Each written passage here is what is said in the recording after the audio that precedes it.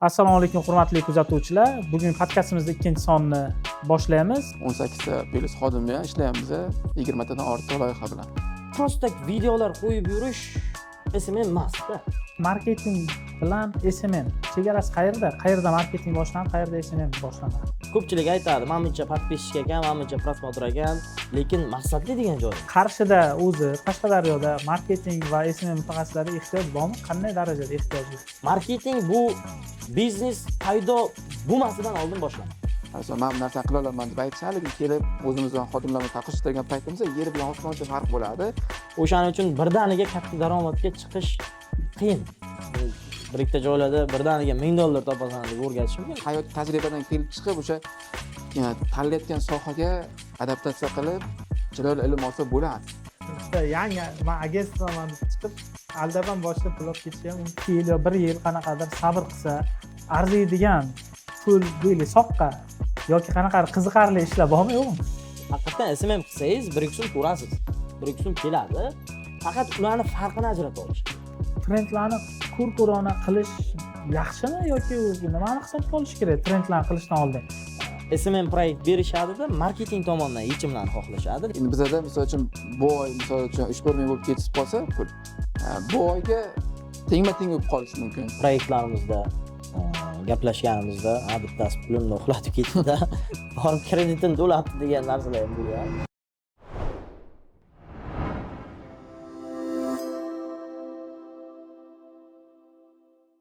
Assalomu alaykum hurmatli kuzatuvchilar. Bugun podkastimizning ikkinchi sonini boshlaymiz. Bugungi mavzumiz SMM va marketing haqida gaplashamiz. Chunki bu ko'plab yoshlar va ko'plab insonlarni qiziqishga sazovor bo'ladigan soha va bugungi mehmonlarimiz shu sohada faoliyat yuritib kelayotgan Abrorbek va Ramizbek va Kamina Davlat doimiy rezidentlarimizdan Ruslanbek. Aytgancha nimani aytishimiz kerak? Nomini. Ha, aytgancha biza nom qo'ydik. Sovrin hech kimga nasib qilmadi. Chunki bizani qoniqtiradigan yaxshi nom yaxshi nomlar bo'ldi-yu, biza qoniqadigan nomlar topilmadi. Shuning uchun nomimizni Tandir deb nomladik. Podkastimiz nomi Tandir. Xom fikrlarni pishirish niyatida bizani ko'rib turgan yoshlar qanaqadir pishmagan fikrlari bo'lsa, boshqa bo'ladigan bo'lsa, ko'rib bizadan fikr olishi mumkin yoki qanaqadir fikr bo'lsa, biza xato qiladigan bo'lsa, o'zini fikri biz 100% tasdig'ini topishi mumkin. Men haq ekanman, bular nohaq ekan deb. Shuning uchun biz Tandir deb nomlashga qaror qabul qildik. Endi mehmonlarimiz bilan tanishib oladigan bo'lsak, Abrorbek, marhamat, qisqacha o'zingizni tanishtirsangiz bo'ladi. Assalomu alaykum, ismim Abror. Shu media sohasida 5 yildan beri shug'ullanib kelyapmiz. Hozir marketing agentligimiz bor. Mezosfera marketing agentligi 18 ta plus xodim bilan ishlayapmiz. 20 tadan ortiq loyiha bilan. Rahmat. Assalomu alaykum. Assalomu alaykum hammaga yana bir bor. Ismim Ramizbek. Taxminan 2019-yillardan buyon faoliyat yuritib kelamiz. Boshida mana shu sohaga Telegram kanallar bilan kirib kelganmiz. Bora-bora keyin o'qib, shu yo'nalishda qiziqib, qarasak, o'zi SMM degan narsa yo'q edi u vaqtda. Qarasak, bu SMM ekan. Keyin tagini qarasak, marketing ekan. Keyin qarasak, biznes ekan deb mana shunaqa kirib kelganmiz. 2019-yildan buyon shu faoliyat yuritib kelyapmiz. Endi 2019-yillari onlayn qanaqadir boyagi Telegram kanallarni ko'tarib, hali suhbatlashamiz. O'shanaqa qilib kirib kelingan. Oldin maktab davridan boshlangan bu yo'nalishga qiziqish. 2015-yillari shu Telegram kanallar bilan boshlanganda, shu bilan xullas mana shu yo'nalishga kirib kelganmiz. Hozirda Enter marketing agentligimiz bor, marketing agentstvamiz bor. 20 ga yaqin loyihalar bor, 15 nafar xodimlarimiz bor. Ishlab kelyapmiz. Hozirgi kunda marketing agentstvani yuritib kelyapmiz. Qashqadaryoni taniqli marketing agentliklarining rahbarlari bo'lishadi. Shunaqa. Kirish uchun birdan savollar o'tadigan bo'lsa, qiziqarli savollar. Marketing bilan SMM chegarasi qayerda? Qayerda marketing boshlanib, qayerda SMM boshlanadi? Deylik yoki umumiy bir narsami ular? Gapir. O'zim gapiraveraman. Xo'p, buni chegarasi nima desak bo'ladi? SMM bu ijro. Ya'ni ijrochilar bular. SMM qiladiganlar bular ijrochilar. Marketing u biznesni ichidan kelib chiqadi. Biznesni o'zidan kelib chiqadi. Ya'ni misol uchun qayergadir misol uchun SMM qilinadigan bo'lsa, u yoqda prosta videolar qo'yib yurish SMM emasda. Shunchaki qanaqadir videolar qo'yish, trenddagi yoki qanaqadir prosmotr, ko'pchilik aytadi, "Men buncha подписчик ekan, men buncha prosmotr ekan", lekin maqsadli degan joyi bor. Maqsadlimi, maqsadsizmi? Misol uchun nimaga marketing agentsiyalaringni podpисчиgi kam deydi. Biz aytamiz, konkurs qilib 50 mingta, 100 mingta qilib tashlash mumkin, lekin o'zi tadbirkorlar qancha Qarshida? Qarshida tadbirkorlarning soni qancha? Bizga tadbirkor qiziq. Oddiy foydalanuvchi qiziq emas. Tadbirkor qiziq. Yoki ta'lim yo'nalishidagi loyihalarimiz bor, ularda podpисчик kam bo'ladi-da. Kafe, restoran yo'nalishlari bor, ko'p bo'lib ketadi ularda. Bir xil ish qilyapmiz-ku desangiz, yana auditoriyaga borlar. Maqsadli auditoriyasi kim? Ta'lim yo'nalishlariga qiziqadiganlar kamroq nisbatan. Endi Instagram asosan bu ko'ngilochar platforma bo'lgani uchun kam ana unda. Ta'lim yo'nalishiga qiziqadiganlar, kuzatadiganlar kam. Ya'ni Instagramga kimdir kirib, "Bo'ldi, mana hozir Instagram kiryapman, zo'r mana ma'lumot olaman yoki zo'r narsani o'qiyman-da, nimadir manfaat olaman" deb kirmaydi-da. Ana miyasi qiziq kiradi-da, xullas nima bo'lyapti degan bu yoqqa deydi, hammaga refleksiya bo'lib qolganda prosta. O'shanaqa. Shunaqa, o'shaning uchun marketing bu biznes paydo bo'lmasidan oldin boshlanadi. SMM bu biznes paydo bo'lgandan keyin, uni bitta ideologiyasi, bitta o'zini yo'l xaritasi mavjud bo'lgandan keyin ijro uchun boshlanadi. Mana shunaqa desak, menimcha to'g'riroq bo'ladi. Sizga qo'shimchalik yo'q, Abror? Hamma narsa aytdilar shu. SMM bilan endi bunday sal jaydarcha gapiradigan bo'lsak, SMM bilan marketingni daryoda aytgan bo'lsa, SMM tomchichasida o'zi adashtirishadi biznes egalari. Misol uchun SMM orqali ko'p kutib qo'yib yuborishadi. Aslida u ikkalasi yer bilan osmoncha farqi bor. Aytib o'tganlaridek, marketingni boshlamasdan oldin lokatsiya qidirish, qaysi segmentga nima sotish yoki boshqa narsalar u biznesmenning o'zi haqiqiy marketolog. Nimadir? Har qanday marketolog kuchli biznes egasi marketologda. O'zi keyin SMM o'sha marketologni buyrug'iga asosan kontentlar qilib, videolar joylab, misol uchun mana shunaqa auditoriya berishimiz kerak, mana shunaqa mahsulotimizni degandan so'ng SMM uni ijro qilib beradi, aytib o'tganlaridek. Shunday. Xuddi shunaqa yana qo'shimcha qilib ketsak bo'ladi, Davlat aka, Ruslan aka. Ya'ni o'sha biznes paydo bo'lishidan oldin deyapman-ki, ya'ni marketolog u yoqda aytish kerak. Misol uchun biz beradigan bitta IT dasturchini Telegram kanalida o'qib qoldim. Dasturchi bo'lsanglar ham marketingni tushunmasanglar foydasi yo'q deyapti-da. Ya'ni u yoqda siz yaratgan dasturga ehtiyoj bormi yo'qmi o'zi? Uni mijozlari kimlar o'zi? Nima muammosini uni qondiradi? Mana shu narsani marketolog aniqlaydi, keyin yaraladi biznes. Mana shunaqa. Xuddi SMMga, Instagramga o'zi uchun kontent qilishi bilan hozir dasturchi ham siz aytganingizdek, agar maqsadli bo'lganmi, yo'qmi o'zi aniqlab olsa, uni ertaga sotish imkoniyatlari, o'z mijozlari bormi aniqlab oladi-da. Agar o'zi uchun qiladigan dastur bo'lsa, u bozor umuman boshqa narsa xohlagan bo'lishi mumkin, sotilish ehtimoli kam bo'ladi-da. Mijozni oroliq joylariga yechim topib bera olsa bo'ldi, yurib ketaveradi. O'shanaqa Zo'r, ajoyib. Keyingi savolimiz, mavzuyimiz desak bo'ladi. Xullas, bo'lmas Qarshida o'zi, Qashqadaryoda marketing va SMM mutaxassislariga ehtiyoj bormi? Qanday darajada ehtiyojlar? Nima deb o'ylaysizlar? Hozirgi kunda juda ham ko'p pikka. Misol o'zimiz marketing agentligi yuritadigan rahbar sifatida tadbirkor biz ham xodim qidirib juda ham qiynalamiz. Kerak. Shuning uchun har bittamiz sog'lom raqobat qilayotganimiz, har bittamizga aytamiz, tezroq kurs ochinglar, shogird chiqaringlar, kadr kerak, qilinglar. Biz ham misol uchun bizning vaqtimiz bo'lmay qolishi mumkin, bu kishini vaqti bo'lmay qolishi mumkin. Bizga aytadilar shunaqa ko'p, hammaga maslahat beramiz o'rganishda, faqat 2-3 oyda emas. 2-3 oyda emas, bu misol uchun sabr toqatli bo'lib, yaxshi mehnat qilib qilsa bo'ladi. 2-3 oyda endi fundamental bilimlarni olib, ularni shogird tushibmi, qanaqadir qo'llab. O'zi menda shu joyda savol bor. 2-3 oyda nimalarni o'rganish mumkin o'zi? Aytib o'tganlaridek SMMdagi barcha kirish qismidagi narsalarni faqat ko'proq baribir nazariy ilmga ega bo'ladi amaliydan ko'ra.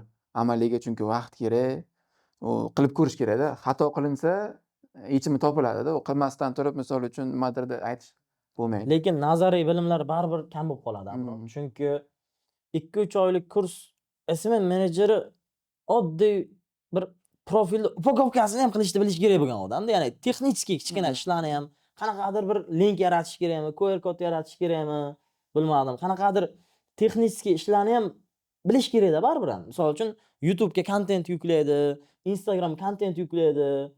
Instagramga kontent yuklaguncha internet sekin bo'lsa xira yuklanib qolishi mumkin, bilmadim. Shunaqa. Ilmi kichkina narsachalar bor-da. SMM mutaxassisi baribir mana shu detalli narsalarni ham bilish kerak. Undan keyingi etapda marketing turadi. Marketing mohiyatini hech bo'lmaganda tushuna olmaydigan bo'lsa, agar ish qiyin bo'ladi. Juda katta narsa marketing. Shunday. Bizga ham endi xodimlar kelishadi ishlagani, o'zi uchun yaxshi. Endi biza misol uchun biza ham hozirgi holatimizga o'zimiz uchun yaxshi biza ustozlar oldida yomon biza. Misol uchun qanaqa tajribamiz kam. Lekin kimdir ishga keladi, bizadan ilmi sal kamroq bo'lsin deylik, qo'pol bo'lsa uzr avvalambor. Bizdan kimdir oldida ilmimiz kamroq. Ular keladida talab qo'yishadi, lekin misol ular aslida bizning talabga javob bera olmaydi. Mana shunaqa holat juda ham ko'p bo'ladi kadrlar o'rtasida. Misol men bu narsani qila olaman deb aytishadi, lekin kelib o'zimiz bilan xodimlar bilan taqqoslashtirgan paytimizda yer bilan osmoncha farq bo'ladi. Kelinglar bo'ldi, biz sizlarga tajriba beramiz. Bu oylikdan, puldan qimmatroq narsa aslida vaqt orqali ilm berish. Bu narsani tushuntiramiz, ko'p yoshlar tushunmaydi. Bu narsani yaxshiroq tushunishini so'rab qolaman-da. Demak, sohaga kirishdan oldin kutuvlari xato bo'lgan bo'lishi mumkin. Albatta, albatta. Endi o'zlari uchun zo'r, bizning jamoa uchun ilmi kamroq. Shunaqa jarayon bo'ladi. Unda qaysi kutuvlarni to'g'rilashi yoki almashtirishi kerak? Masalan, muammo hozir deylik yoshlarni qanaqadir kutuvlarda bo'ladigan bo'lsa, 2-3 oydan birdan qanaqadir deylik o'zidan bilimli yoki qanaqadir soha mutaxassisi sifatida o'ziga baho beradigan bo'lsa, shunaqa baho bermaslik uchun nimalarni inobatga olish kerak yoshlar? Endi sohaga kiradiganlar deylik. nimalarni inobatga olish, sohaga yangi kirib kelayotgan. Yangi kirib kelayotganlar yoki kirib bo'lib o'sha kursni tamomlaganlar deylik. Shunaqa. Mayli, yangi kirib kelayotganlar bo'lishi ham mumkin, yangi kirib kelgan bo'lishi ham mumkin. Bularga asosan endi o'sha kutuv haqida gapirdik boya. Imkoni boricha mana bizga ham shogirdlar kelganida imkoni bo'lsa bir uyda yoki ota-onang yoki aka-ukang kimdir qo'llab-quvvatlab turuvchi kimdir bo'lsin deymiz-da. Chunki baribir uni yo'l pulisi bo'lishi mumkin, yeb ichishi bo'lishi mumkin, boshqa narsasi bo'lishi mumkin. O'shaning uchun birdaniga katta daromadga chiqish qiyin. Bir ikkita joylarda birdaniga $1000 topasan deb o'rgatish mumkin, lekin juda reklamalarda. Lekin ular ham to'g'ri gapiryapti-da. Faqat bir 2 yildan keyin topasan degan bo'lishi ham mumkin. Qaysi kunlar aytmaganda. Aytmaganda. Qaysi kunligini aytmagan, topish mumkin. Haqiqatan zamonaviy yo'nalish, mutaxassis kam bozorda. Faqat sabr qilib kirib kelinadigan bo'lsa, bemalol topsa bo'ladi. Sardor aka bilan ham biz gaplashib qolganimizda, misol uchun o'zlari ham aytganlar-da, biz ham misol uchun sekin-sekin o'sha kichkina etapdan chiqib kelganimizda sabr qilib yeb chiqib kelinganda, bilmayman, shu necha yil bo'lgan bo'lsa, mana hozir 7 yil bo'lyapti sohaga kirib kelganimizga-da. 7 yil bo'lyapti, lekin etap-etap shu kungacha bir pul ko'rmaganmiz-da.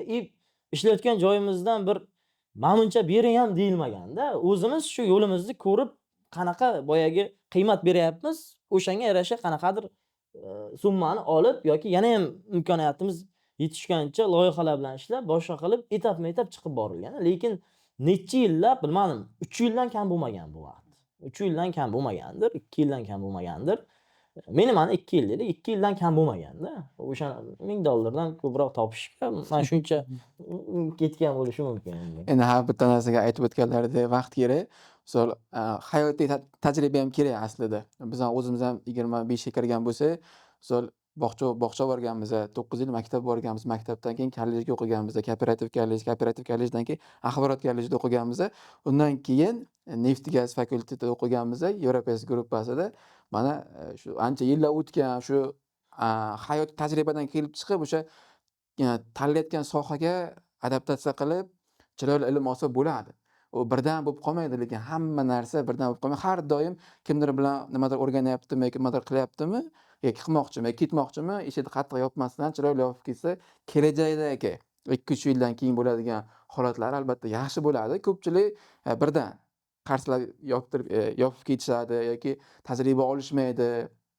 Misol uchun pulni vaqtdan ustun qo'yib yuborishadi. Shunaqa holatlar yomon. O'rganish kerak. O'zi mana marketing SMM sohasida deylik, o'sha 2 yil yo 1 yil qanaqadir sabr qilsa, arziydigan pul deylik soqqa yoki qanaqadir qiziqarli ishlar bormi, yo'qmi? Shuncha sabr qilishga arziydimi, nima deysizlar? Nima deysizlar? Shu sabr qilsa qanaqadir deylik, sariq oltin deydi-ku, sabrdagi sariq oltin. Shunaqa sariq oltini bormi shu sohani? Tadbirkor biz aytib o'tganimdek, endi bizada misol uchun bu oy misol uchun 3-4 ming bo'lib ketib qolsa pul, bu oyga tengma-teng bo'lib qolishi mumkin. Chunki xodimlar oyligini berish bor, har xil tadbirkor bor, переговорda sal noto'g'ri narsa gapirib qo'ygan bo'lsa, va'dasini bajara olmayotgan bo'lsa yoki biznes egasi ham bir xil payt va'dasini bajara olmaydi. U narsa ko'p bo'lgan. Hozirgacha 10 mingdan ziyod qarz bor. Uni misol men har doim aytaman, misol uchun jamoada o'zingda qobiliyat bormi boshqarishga, shunaqa stresslarga, shunaqa bunday muammolarga dosh bera olasanmi, unda boshqar.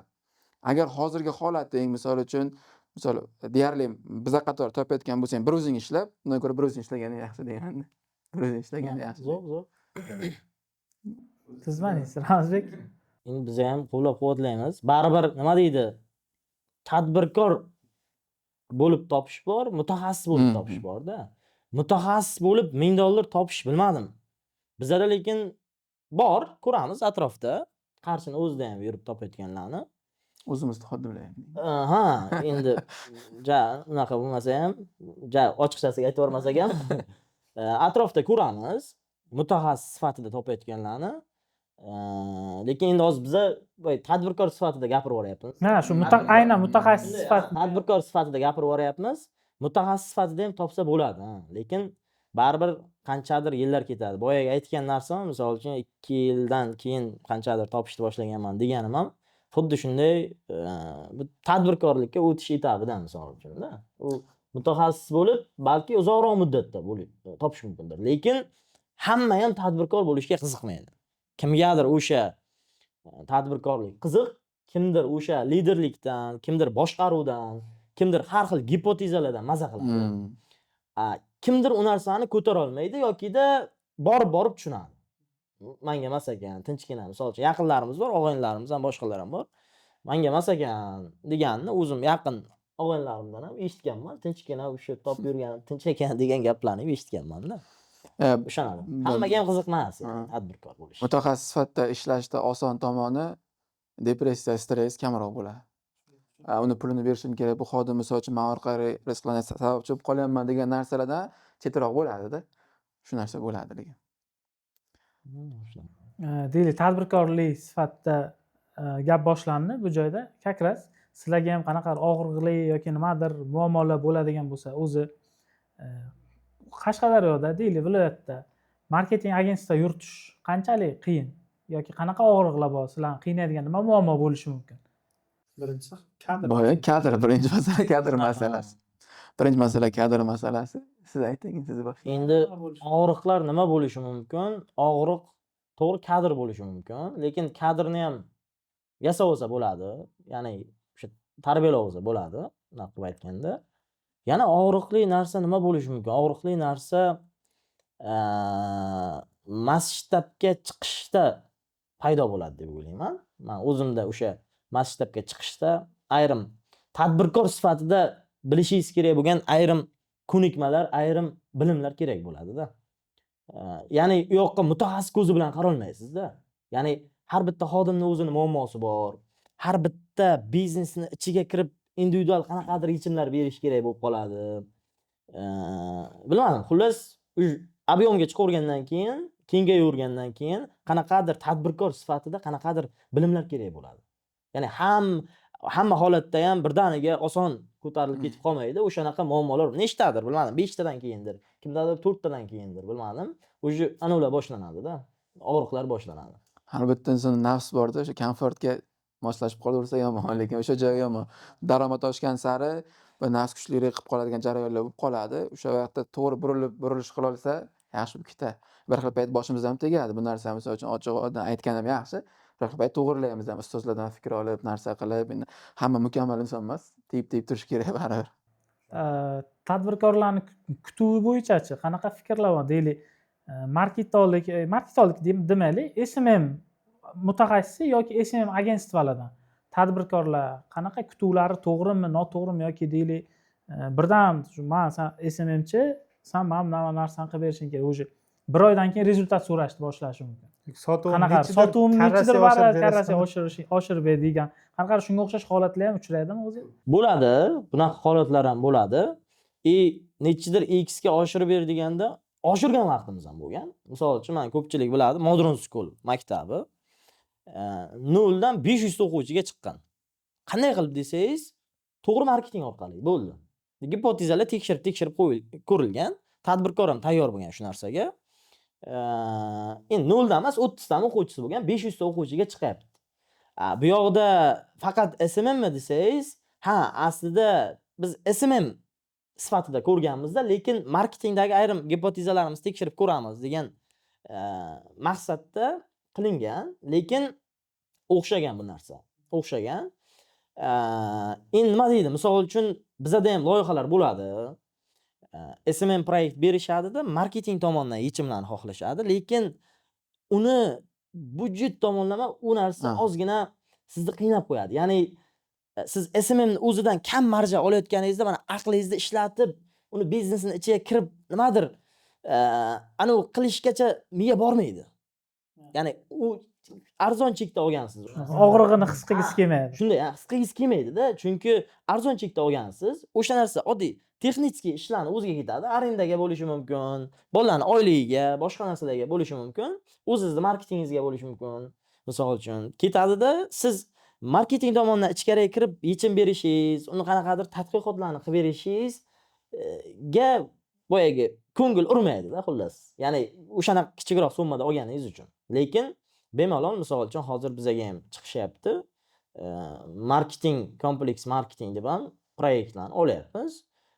Unda lekin summasi ozgina boshqacharoq bo'ladi. Unda o'zim misol uchun bolalarni chiqarib kelyapman, sekin-sekin, lekin ungacha o'zim marketolog sifatida ichkariga kirib, o'sha proyektni marketing jihatdan o'stirishga endi harakat qilinyapti.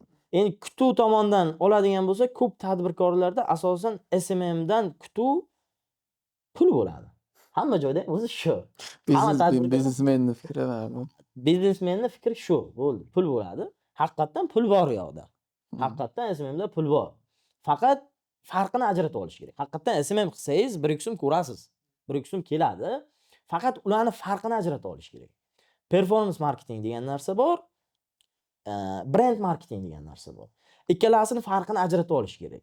Endi odatda kichik bizneslarda performance marketing bo'lishi shart. Performance marketing bu biznesni o'stirishga yordam beradi. Brand marketing uni imijini shakllantirishga, o'sha kompaniyani wow ko'rsatishga, o'zining auditoriyasini ichida xizmat qiladi. Lekin siz faqat brand marketing qilaman desangizda, performance marketing yig'ishtirib qo'yadigan bo'lsangiz ham, qachondir brand marketing qilib ketaversangiz, tikiladigan pullar tugaydi-da. O'shaning uchun doim tarozini pallasi birga yurish kerak. Chunki siz performance qilmasangiz, pul kelmasa sizga brand qila olmaysiz. Ikkala palla birga yurish kerak doim o'shaning uchun. Endi performance degani shunday taklifni berib, shunday pulni olish bo'ldi. Buni qo'llasa bo'ladi. Misol uchun SMM qilib ham ko'proq nomni ko'tarishga, brend ko'tarishga ishlanmaydi-da, performance qilsangiz bo'ladi. Targetolog bilan ishlab, yo'qdan marketolog kreativlarni yaratib berib, yozib berib, misol uchun bemalol performance ga ishlasangiz ham bo'ladi. Mana shu ikkalasini farqi shunda. SMM faqat brend qurishga, kompaniyaning imijini shakllantirishga yordam beradi. Uni tagida ham sotuv turibdi. Faqat birdan emas. Ya'ni birdan video qilib, birdan mediaga chiqib kelib, birdan odamlarni ishonchiga kirib olish oson emas. Bu doimiy, stabil va uzoq muddatda ish beradi. Birdaniga ish berib qo'ymaydi. Birdaniga misol uchun shundoq mediaga kirib kelib, birdan odamlarni ishonchiga kirib, birdaniga o'zingizni mahsulotingizni ko'rsatib, ularni ishontirib, birdan sotuvlarni vau qilib tashlash qiyin. Bo'lishi mumkin, lekin aldov u bu narsalar qatnashadi. Uydagilar ham nechinchidir yillar karantin vaqtlarimi zakaz berishgan, o'shalar performance marketing qilishgan, misol uchun gruppalarda tarqatilgan, ana kondisionercha 300 ming so'mlik. Misol uchun 300 ming so'mlik kondisioner, bilmayman, karantin vaqtlarimi buyurtma qilishgan, keladi, u kondisioner emas, havoni просто nimadir qilib turibdi. Mana shunaqa narsalar chiqib ketdi. Kichkina ventilyatorchada. Qanaqadir soatchalar, bilmayman, birdan ish berib ketishi mumkin, lekin tagida nimadir o'sha neto tomoni turadi-da, tagini ko'rish kerak uni. Birdan ishlab ketishi ham mumkin. Tagida o'shanaqa tomoni turadi. Siz nima o'ylaysiz, Abror? Bu fikrlarga qo'shilasizmi? Masalan, sizni agensiyangiz asosan shu ishlar bilan shug'ullanadi-da, qanaqadir yangi kelayotgan brendni yoki deylik bozorga kiritib, birdan vau, qanaqadir odamlarni e'tiboriga torttirib, ularni sotuviga ko'proq xizmat qilasizlar, sotuv oshishiga, menimcha. Digitalda ko'proq ishlaymiz marketingda, tezroq qilamiz. Sizlarga ham xuddi shunday nimadir tagida neto narsa bormi, yo Ramizbek aytgandek yoki yo'qmi? Boyun aka aytishadiki, tavakkal bilan biznes o'sib ketsa juda katta xafa bor deydi-ku. Lekin hamma narsa imkoni boricha qilib, ko'rsatib, jarayon o'tkazib beramiz. SMMni oddiy paket olishsa, misol uchun endi sal sekinroq ishlanadi. Tezroq paketga Ochiq so'z aytadigan bo'lsam deydi. tezroq paket ko'proq so'mma tezroq ishlanadi. Lekin bunday natijalarga olib chiqib berish. U bizani omilga tegishli emas-da. Chunki misol uchun bitta bloger chiqish kerak bo'lsa, oddiy SMM shablonli narxda, misol uchun performansda 2 ta 3 ta digitalda 2 ta 3 ta chiqish kerak. Kreativlar 50 ta 100 ta bo'lishi kerak-da. Aslida unchaki qilmaymiz-da. O'shancha bo'lishi kerak. U har bitta syomka, har bitta inson influenserlar almashadi, yuzlar almashadi. Targetga o'zi $1000-2000 kamida ajratib, shunaqa vaziyatlar bo'ladi. Shuning uchun ko'p bo'ladi. Kutuv har doim hammaniki juda ham tez. Endi men boshida endi bu narsa agensiya ochmoqchi bo'lganlarga gapirsam, tadbirkorlarga gapirdilar. O'lmaslik uchun hammasi deyiladi. Rivojlanish uchun, jamoa rivojlanishi uchun, ertaga jamoa mustahkam bo'lishi uchun o'sha aytilgan va'dalarni, misol uchun, mayli o'sha 100% bo'lmasa ham 50% bajarib berishga haqiqatan harakat qilsa bo'ladi. Chunki kichkina bizneslar, startup bizneslarga SMM deyarli 70% dan ko'proq ta'sir qiladi sodasi. Zo'r qilsa 70%, 80% ham ta'sir qiladi. Bu kattalarga lekin u 5-10% bo'lsa juda ham xursand bo'lish kerak o'zi SMMdan shuncha foyda kelsa. Shu. O'zi hozir mana SMMda shu kunlarda strategiya muhimmi yoki kreativlikmi? Nima deb o'ylaysizlar? Balans ushlash kerak nima bo'lganda endi. Kreativlik deganda nima nazarda tutilyapti? O'shani ham bilishimiz kerak-da. Misol uchun, ko'p kompaniyalarda kreativ deb noto'g'ri yo'ldan ketib qolishadi. Misol uchun, kreativ ham deyaverishadi. yo'q, mana misol uchun, mana korzinkada misol uchun siz xo'jayin degan katta bitta kampaniya boshlandi, to'g'rimi? Reklama kampaniya. Mana shunaqa kreativni siz noto'g'ri qilib qo'yib, juda katta budjetni havoga uchirib yuborishingiz mumkin. Lekin bu kreativni o'sha egalariga topshirib, kreativ agentstvalar bor, kreativ qilib yurganlar bor. Agentstvalarga topshiribmi bilmadim. O'sha mutaxassislardan olgan yaxshiroq kreativni. Chunki u kreativ o'sha katta kampaniya bo'ladi, ko'p joyda qo'llaniladi. Misol uchun, korzinkada televideniyada ham chiqdi, mediada ham chiqdi. Ponli korzinkani ichida ham o'sha kampaniya ko'rishimiz mumkin. Bannerlarda ko'rishimiz mumkin. Zafar Hoshimovning o'zi ham kepkaga siz xo'jayin deb yozib chiqdi misol uchun. O'shaning uchun kreativga ehtiyot bo'lish kerak deb o'ylayman. Kreativ juda jiddiy yondashilish kerak bo'lgan narsa. Ya'ni u kreativ qilingandan keyin unga baribir ijrosi uni targ'iboti uchun xarajat qilinadi. To'g'rimi? Misol uchun mediaga, televideniyaga, boshqa joylarga xarajat qilinadi. Xarajat qilingandan keyin bu xarajatlar havoga ketmasligi uchun kreativ ehtiyot bo'lib qilingani yaxshiroq. Ya'ni maqsadli bo'lgani yaxshiroq kreativ. Mutaxassislarga berilib. Shunaqa. Ya'ni o'zimizcha kreativ qilib borib, palonchani, pistoncha qilib, qanaqadir kreativ qilib borishimiz, kreativ yaratib borishimiz noto'g'ri-da. Ko'pchilik trendlarni ham kreativ deb o'ylashadi. U ikkalasini farqi bor, lekin albatta, chunki o'sha aytib o'tganlaridek korzinka reklamasiga men o'zim misol mutaxassis sifatida etim jimirlagan u reklamani ko'rib, zo'r, haqiqatan ham juda ham zo'r chiqqan, emotsionalni, odamni junbushga keltirgan, yoqqan menga, judayam yoqqan. Unaqa narsalarni misol uchun aytsa bo'ladi. Shunaqa. U bilan shug'ullanadiganlar bor. U bilan biz ham shug'ullanmaymiz. Korxonaning ichidagilarni bilmadim balki. Lekin shug'ullanadiganlar bor. O'sha qanaqa kreativni, qanaqa targ'ibot qilamiz-u, qaysi kampeynni qayerlarda qo'llaymiz, hamma narsani ular Biz qilamiz lekin. Budjetga borib taqaladi hamma narsa. U ko'proq budjet talab qiladi. Ko'proq budjet, chunki unda bitta misol uchun kamera bilan yoki bitta inson bilan ishlanmaydi deb aytib o'tganlaridek, har bitta ildizigacha borib, misol uchun noto'g'ri tushunib qolsa qanaqa vaziyat bo'ladi, to'g'ri tushunsa qanaqa vaziyat bo'ladi, qayerlarga beramiz, qanaqa auditoriya jalb qilinadi, kimga sotamiz narsani, hamma narsa o'ylanib, ayol kishi qilamizmi, erkak kishi qilamizmi, bola qatnashtiramizmi yo'qmi, atmosfera qanaqa bo'ladi, hamma narsa hisob-kitob qilinadi. Boya aytdingiz, trendlarni ham kreativ deb hisoblashyapti deb. Shu trendlar mavzusida, shu trendlarni ko'r-ko'rona qilish yaxshimi yoki u nimani hisobga olish kerak trendlarni qilishdan oldin? O'zi SMM deylik yuritadigan, deylik agentство bo'lishi mumkin yoki agentство berib yuborgandir profilini, shu ko'r-ko'rona deylik qanaqadir trend mavzuga video yoki kreativ olishdan oldin. Bugungi kunda pingving mavzusi. U nimalarni hisobga olish kerak o'sha biznes o'zini strensasiga qo'yishdan oldin? Qadriyatlariga mos kelsa, o'shani to'g'ri adaptatsiya qilib qo'yish kerak. Deylik ko'ramiz, bitta qanaqadir trend chiqsa, maktab ham shuni qo'yadi, o'quv markazi ham qo'yadi, ovqatlanadigan joy ham qo'yadi, ish qilib hamma qo'yadi-da, to'g'ri kelsa kelmas. O'sha nimalarni, qanaqa faktorlarni hisobga olish kerak o'zi? Tadbirkorlar ham menimcha boshidan kutuv, masalan, qaysidir tadbirkorlar ham prosmotrda uchish qiziqda, to'g'rimi?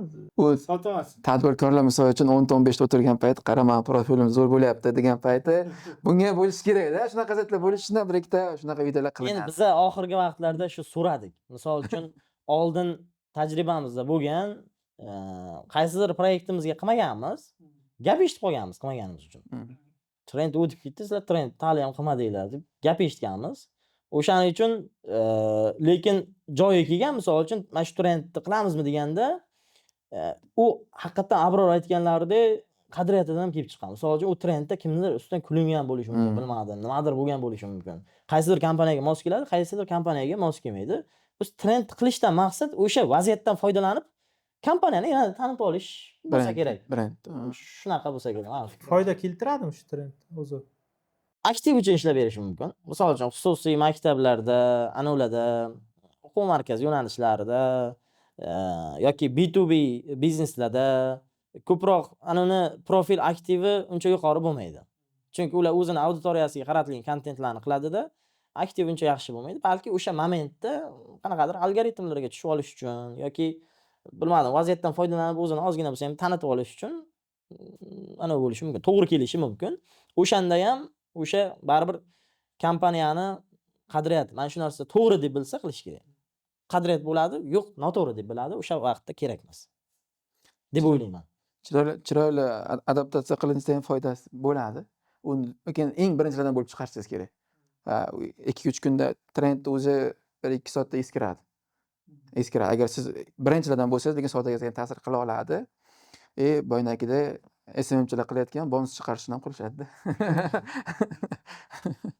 Lekin men o'zim kuzataman. Nexel degan nima bor, bilsanglar kerak. Instagramda Nexel desa xayolimga Dyson desa Nexel keladigan bo'lganda. Eski trendlar bo'lsa ham xuddi o'shani nima deydi, kopiya qilib boshqatdan qilishadi. Yaxshi adaptatsiya qilishadi. Yaxshi adaptatsiya qilishadi shunga. Shu qadriyatlarga mos kelsa, hamma xohlagan narsasini qilsa bo'ladi. Biz qila olmasligimiz mumkin uni o'zlari shu narsani позволить qilisha oladi-da. Biz ham ko'p kuzatamiz, misol bizneslarga aynan ichkaridagi xodimlar bilan trend olayotgan bo'lsa yoki qanaqadir voqeali video olayotgan bo'lsa, yoshi kattaroq bo'lsa, ularda mana dehqoncha qilib aytganda uchishi yoki layk olishi, prosmotr ko'p bo'ladi. O'zi qanaqadir ko'p bo'ladi, uni bilmaymiz, lekin ko'p bo'ladi. Lekin o'zimiz influencer olib borib, ambasador olib borib qilsak, kamroq bo'ladi. O'sha biznes ichidagi odam tomoshabinlarga aslida qiziqroq. O'zim mana shu ko'p odamga maslahat beraman, agentство bilan ishlamoqchi bo'lganlarga, o'zimiz ham har doim shuni aytamiz, kerak, bizadan inflyuenser kerak emas. O'z xodimlaringizni olib chiqinglar, juda ham ko'p odam tortinadi. Yo'q, unaqa kerak emas, kameradan uyalish yoki misol uchun qarindoshlar gapiradi. Imkon boricha tortib chiqishga harakat qilamiz. Lekin inflyuenser ham, ambasador ham kerak. Ikkalasini balansini ushlab chiroyli qolib ketsa zo'r bo'ladi. Influencer deganingizga как раз so'ramoqchi edim. Bizada influence marketing Qarshida qanaqa ishlaydi? Yaxshimi rezultati yoki olib keladigan qiymatiga nisbatan narxlar balandmi? Qanaqa deb o'ylaysizlar? Endi influence marketing influencer o'zi qanaqadir ta'sir o'tkaza oladigan odam. Uni ham o'zini auditoriyasi bor. Bir bloger ham influencer o'zini auditoriyasi bor. Qaysidir auditoriyaga ta'sir o'tkaza oladi. Qaysidir bitta kitob o'qib chiqadigan odam ham influencer. Uni ham o'zini auditoriyasi bor, kimgadir ta'sir o'tkaza oladi. Bilmadim, vaziyatga qarab qaysidir loyihalarga influencer kerakdir. Birdan blogerlarni chaqiradi. Shaharda o'zidagi endi Abror ko'proq bu yo'nalishda ishlaydi. Ko'p odam noto'g'ri ishlaydi. Juda ham ko'p tadbirkorlar noto'g'ri ishlashadi. Ya'ni o'zlarining segmentlariga to'g'ri kelmaydigan blogerlarni yoki inflyuenserlarni chaqirishadi. Bu narsa juda ham noto'g'ri. Misol uchun like prosmotri ko'p bo'ladigani sizga sotuvga ta'sir qiladi yoki misol uchun Ramzbek aytganlarida brendingiga ziyon ham yetkazib qo'yishi mumkin-da. Misol shunaqa tasavvur qiling, ko'chada bir noto'g'ri video olayotgan inson zo'r premium magazinni qildi. Ramzbek premium magazinda kiyim kiyinadilar. Boyagi inflyuenserni ko'rib, bo'ldi, men shu magazindan narsa olmayman degan narsa bo'ladi-da. Qolgan joylarga ham xuddi shunaqa. Misol uchun mashina yo'q odamga ham avtobus aksessuarlar reklamasini qilishadi. Hamma narsa o'zidan kelib chiqib. Inflyuenserlar bilan hali yaxshi ishlash olmaydi. Endi bizning agensiya misol uchun ochilishlar bo'lsa, hammasini bo'ynimizga olib qilamiz har doim. O'shanda ham baribir o'zlarini aytganini qilib, bir ikkita ayrimlarni qo'shtirishadi. Lekin budjetni boshqa tomonga yo'naltirsa yaxshiroq foyda keladi. Misol o'xshamagan taqdirda ham o'zi aytgandan ko'ra yaxshiroq chiqadi-da. Shunaqa bo'ladi. Lekin ular aktiv uchun qo'shishadimi qaysidir inflyuenserlarni deylik? O'sha brend qadriyatiga to'g'ri kelmagan taqdirda ham qaysidir inflyuenserlar bilan video chiqarishar, boshqa qilishar, asosiy maqsad aktivmi? O'ynaga aytganimdek-da, shu kimdir shaharga yaxshi ko'rinib qolgan bo'lsa, o'shani olib kelish kerak degan narsa tushuncha bor yoki misol uchun aytib o'tganimdek, choyxonaga 10 ta biznesmen o'tirsa, mana bu chiqqan deydi, bunisi ham nafrensiz qilish, shunaqa vaziyatlar bo'ladi. Uning uchun u tabiiy omillar, biz hech narsa demaymiz-da, birdan olib chiqamiz. Lekin tadbirkorlarning kutuvi ham boshidan to'g'ri bo'lishi kerak-da, baribir. Masalan, o'zi nima uchun kerak marketing deb boshidan o'zi to'g'ri bilsa, keyin shunga qarab talab qo'ya olishi mumkin-da. Men so'ramoqchi bo'lgan narsam bor edi. Tadbirkorlarni shu marketingni tushunadigan tadbirkorlar bilan ishlash yaxshimi yoki kimlardir uchun tushunmaydigan odamlar, masalan, bitta yangi men agentstvoman deb chiqib aldab ham boshida pul olib ketishi ham mumkin. Bo'ladi, ko'p bo'lgan. Unaqa bizada ham proyektlarimizda gaplashganimizda, bittasi pulimni uxlatib ketdi-da, borib kreditini to'labdi degan narsalar ham bo'lgan. Ertaga sizga nisbatan ham ishonchsizlik bilan qaraydi. Shunaqa. Lekin mana endi sizni кейslaringiz bo'lsa, ko'proq o'sha tadbirkorlarga ham tanlayotganda keyslarga qarab, nima ishlarni qilgan, o'shanga qarab tanlagani yaxshiroq. Lekin boya aytdingiz-ku, marketing tadbirkorlar tushunadimi? Nima degan savol berdingiz? Shu Hozir bu anondan oldin men inflyuenserlar temasiga ketyapti. Inflyuenserlar bo'yicha savol berib olay bitta. Qolib ketmasin. Keyin qismga o'tamiz bilan. Masalan, bizda inflyuens marketing bilan ishlaydigan alohida agentstva deylik, Abror, sizlarniki bo'ladigan bo'lsa, asosan sizlarda yuritiladimi? Masalan, qaysi inflyuenserlar qaysi brendlar bilan ishlayapti? Qachon o'sha brendning reklamasi chiqqan stranitsasi? Deylik, u xuddi o'sha brend konkurentini berib qo'ymaslik uchun reklamasini yoki boshqa shunga o'xshash bitta o'quv markazi yoki maktab, xususiy maktab tiqildi, bir kundan keyin ikkinchisini qilmaslik uchun qanaqadir hisobotlar yoki inflyuenserlar o'zi yuritib sizlarga aytadimi reklama chiqishidan oldin, yo'q, men ola olmayman, bir kun oldin yo 3 kun oldin men qo'yib beruvdim. O'zi aytishadimi yoki yo'q, unaqa deylik kelishuvlar, mentalitet shakllanmaganmi hali? Hali u narsa shakllanmagan. Sababi juda ham oddiy. Bozor bo'm-bo'sh. Aynan reklama qildirayotgan inflyuenser yoki bloger juda ham kam. Birinchi sababi juda ham kam. Ko'pchilik misol uchun yaxshi insonlar, yaxshi ilmi bor odamlar aytishadi-da, bachkana qilyapti, narsa qilyapti. Biz ham oldin yoshlikda qilganmiz, hozir misol uchun chetlaganmiz. Lekin aslida o'sha aytayotgan insonlarning ham o'zini haqqi bor o'sha narsaga. Ular ham baribir o'z ilmini olib chiqmayapti ommaga. Misol uchun har bitta sohani o'z vakili bo'ladi. Endi qancha bo'ladi bilmayman. Misol uchun aynan IT reklama qiladigan odam, aynan marketing reklama qiladigan odam, aynan moshina reklama qiladigan odam albatta bo'ladi. O'shanda siz aytgan narsalarni qilsa ancha yaxshi, masalan, tartib qilsa bo'ladi. Lekin hozir qilib bo'lmaydi, chunki u juda ham og'ir masala. Hozir qilib bo'lmaydi lekin. Har bitta blogerda, har bitta inson deylik, o'zining ehtiyoji bor. U qancha ko'p topaversangiz kamaymaydi-ku. Qaysidir blogerdagi influenserda biza tomonidan, misol uchun, nima deyiladi? Telegrafkasiz o'zbekchada nima? Moslashtirish yoki misol uchun buyruq bergandek bo'lib qoladi-da. Agar biza misol uchun mana buni qo'yding, buni qo'ymasang noto'g'ri bo'lib qoladi desa, buyruq bergandek bo'lib qoladi. Chunki bundan keyin uni ehtiyoj kundan kun kattarib ketavergandan keyin bugun bu texnika magazindan oldim, ertaga yana texnika magazindan olaveradi. U narsani lekin biza qila olmaymiz. Boshqara olmaymiz. Tadbirkorlarni ilmli marketing o'zi nimaligini tushunadigan tadbirkorlar bor va marketingni hali tushunmaydigan tadbirkorlar bor. Qaysi biri bilan ishlash qulayroq? Chunki nima uchun so'rayapman? Masalan, ba'zi tadbirkorlar bor, SMM haqidagi kutuvlar umuman boshqacha bo'ladi. Keyin bitta yangi qanaqadir non-name agentство ochiladi-da, unga siz kutgan narsalarni beramiz deb uni ishontirib qo'yadi. Ertaga bu kuyishi mumkin. Masalan, vaqtini yo'qotishi mumkin, pulini yo'qotishi mumkin. Shunaqa. Keyin u boshqa marketing agentstvaga borgan vaqtda boshqa marketing agentstvalarga ham ishonchsizlik bildirishi mumkin-da. O'zi tadbirkorlar o'zini ham marketingga bir ozroq tushuncha berib o'qitish kerakmi o'zi? Shu tomon shular haqida ham bir gaplashsak demoqchi edim. Zo'r. O'zi tadbirkorlarni o'sha marketingni tushunadigan tadbirkor deganda o'sha o'lchovini bilib olishimiz kerak-da. U qanaqa bo'ladi o'zi degan narsani bilib olishimiz kerak. Chunki mana keyslarimiz ichida bo'lgan. U marketingni tushunish boyagi bilmadim, OTP, SWOT tahlil, kreativ bir narsalar emas-da. Marketing tushunish qobiliyatan bo'ladi-da. Joyi kelganda shunaqa loyihalarimiz bor. Hech odam tushunmaydi. Lekin maqsadi bor. Nima qilsa o'sha o'xshashini ham biladi-da. Bizada proyektlarda o'xshagan-da. Vobshe qiziqmaydi. Prosmotrda ham, Instagramda ham, Reelslar qayerdan ko'rishni ham bilmaydi. Lekin yaxshi natijaga erishildi o'sha proyekt bilan. Misol uchun. Misol uchun emas, bo'lgan. Bizada bo'lgan. Mana shunaqa. O'shaning uchun uni o'lchovini bilib olish kerak. Qanaqa? Misol uchun aytayapman-ki, ayrim tadbirkorlar bo'ladi.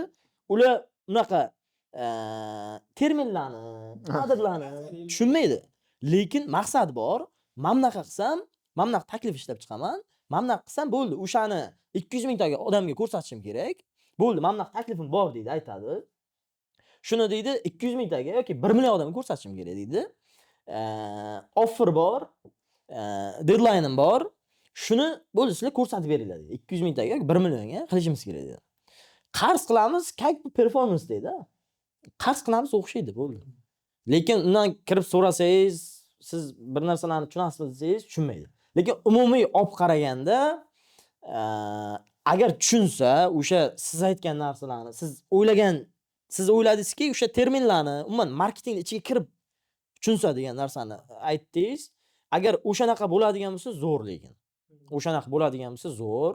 Chunki u biladi, nimani qayerda qilish kerak, SMMni qanaqa ishlatish kerak, misol uchun. Hamma narsani biladi, unda tezroq bo'ladi.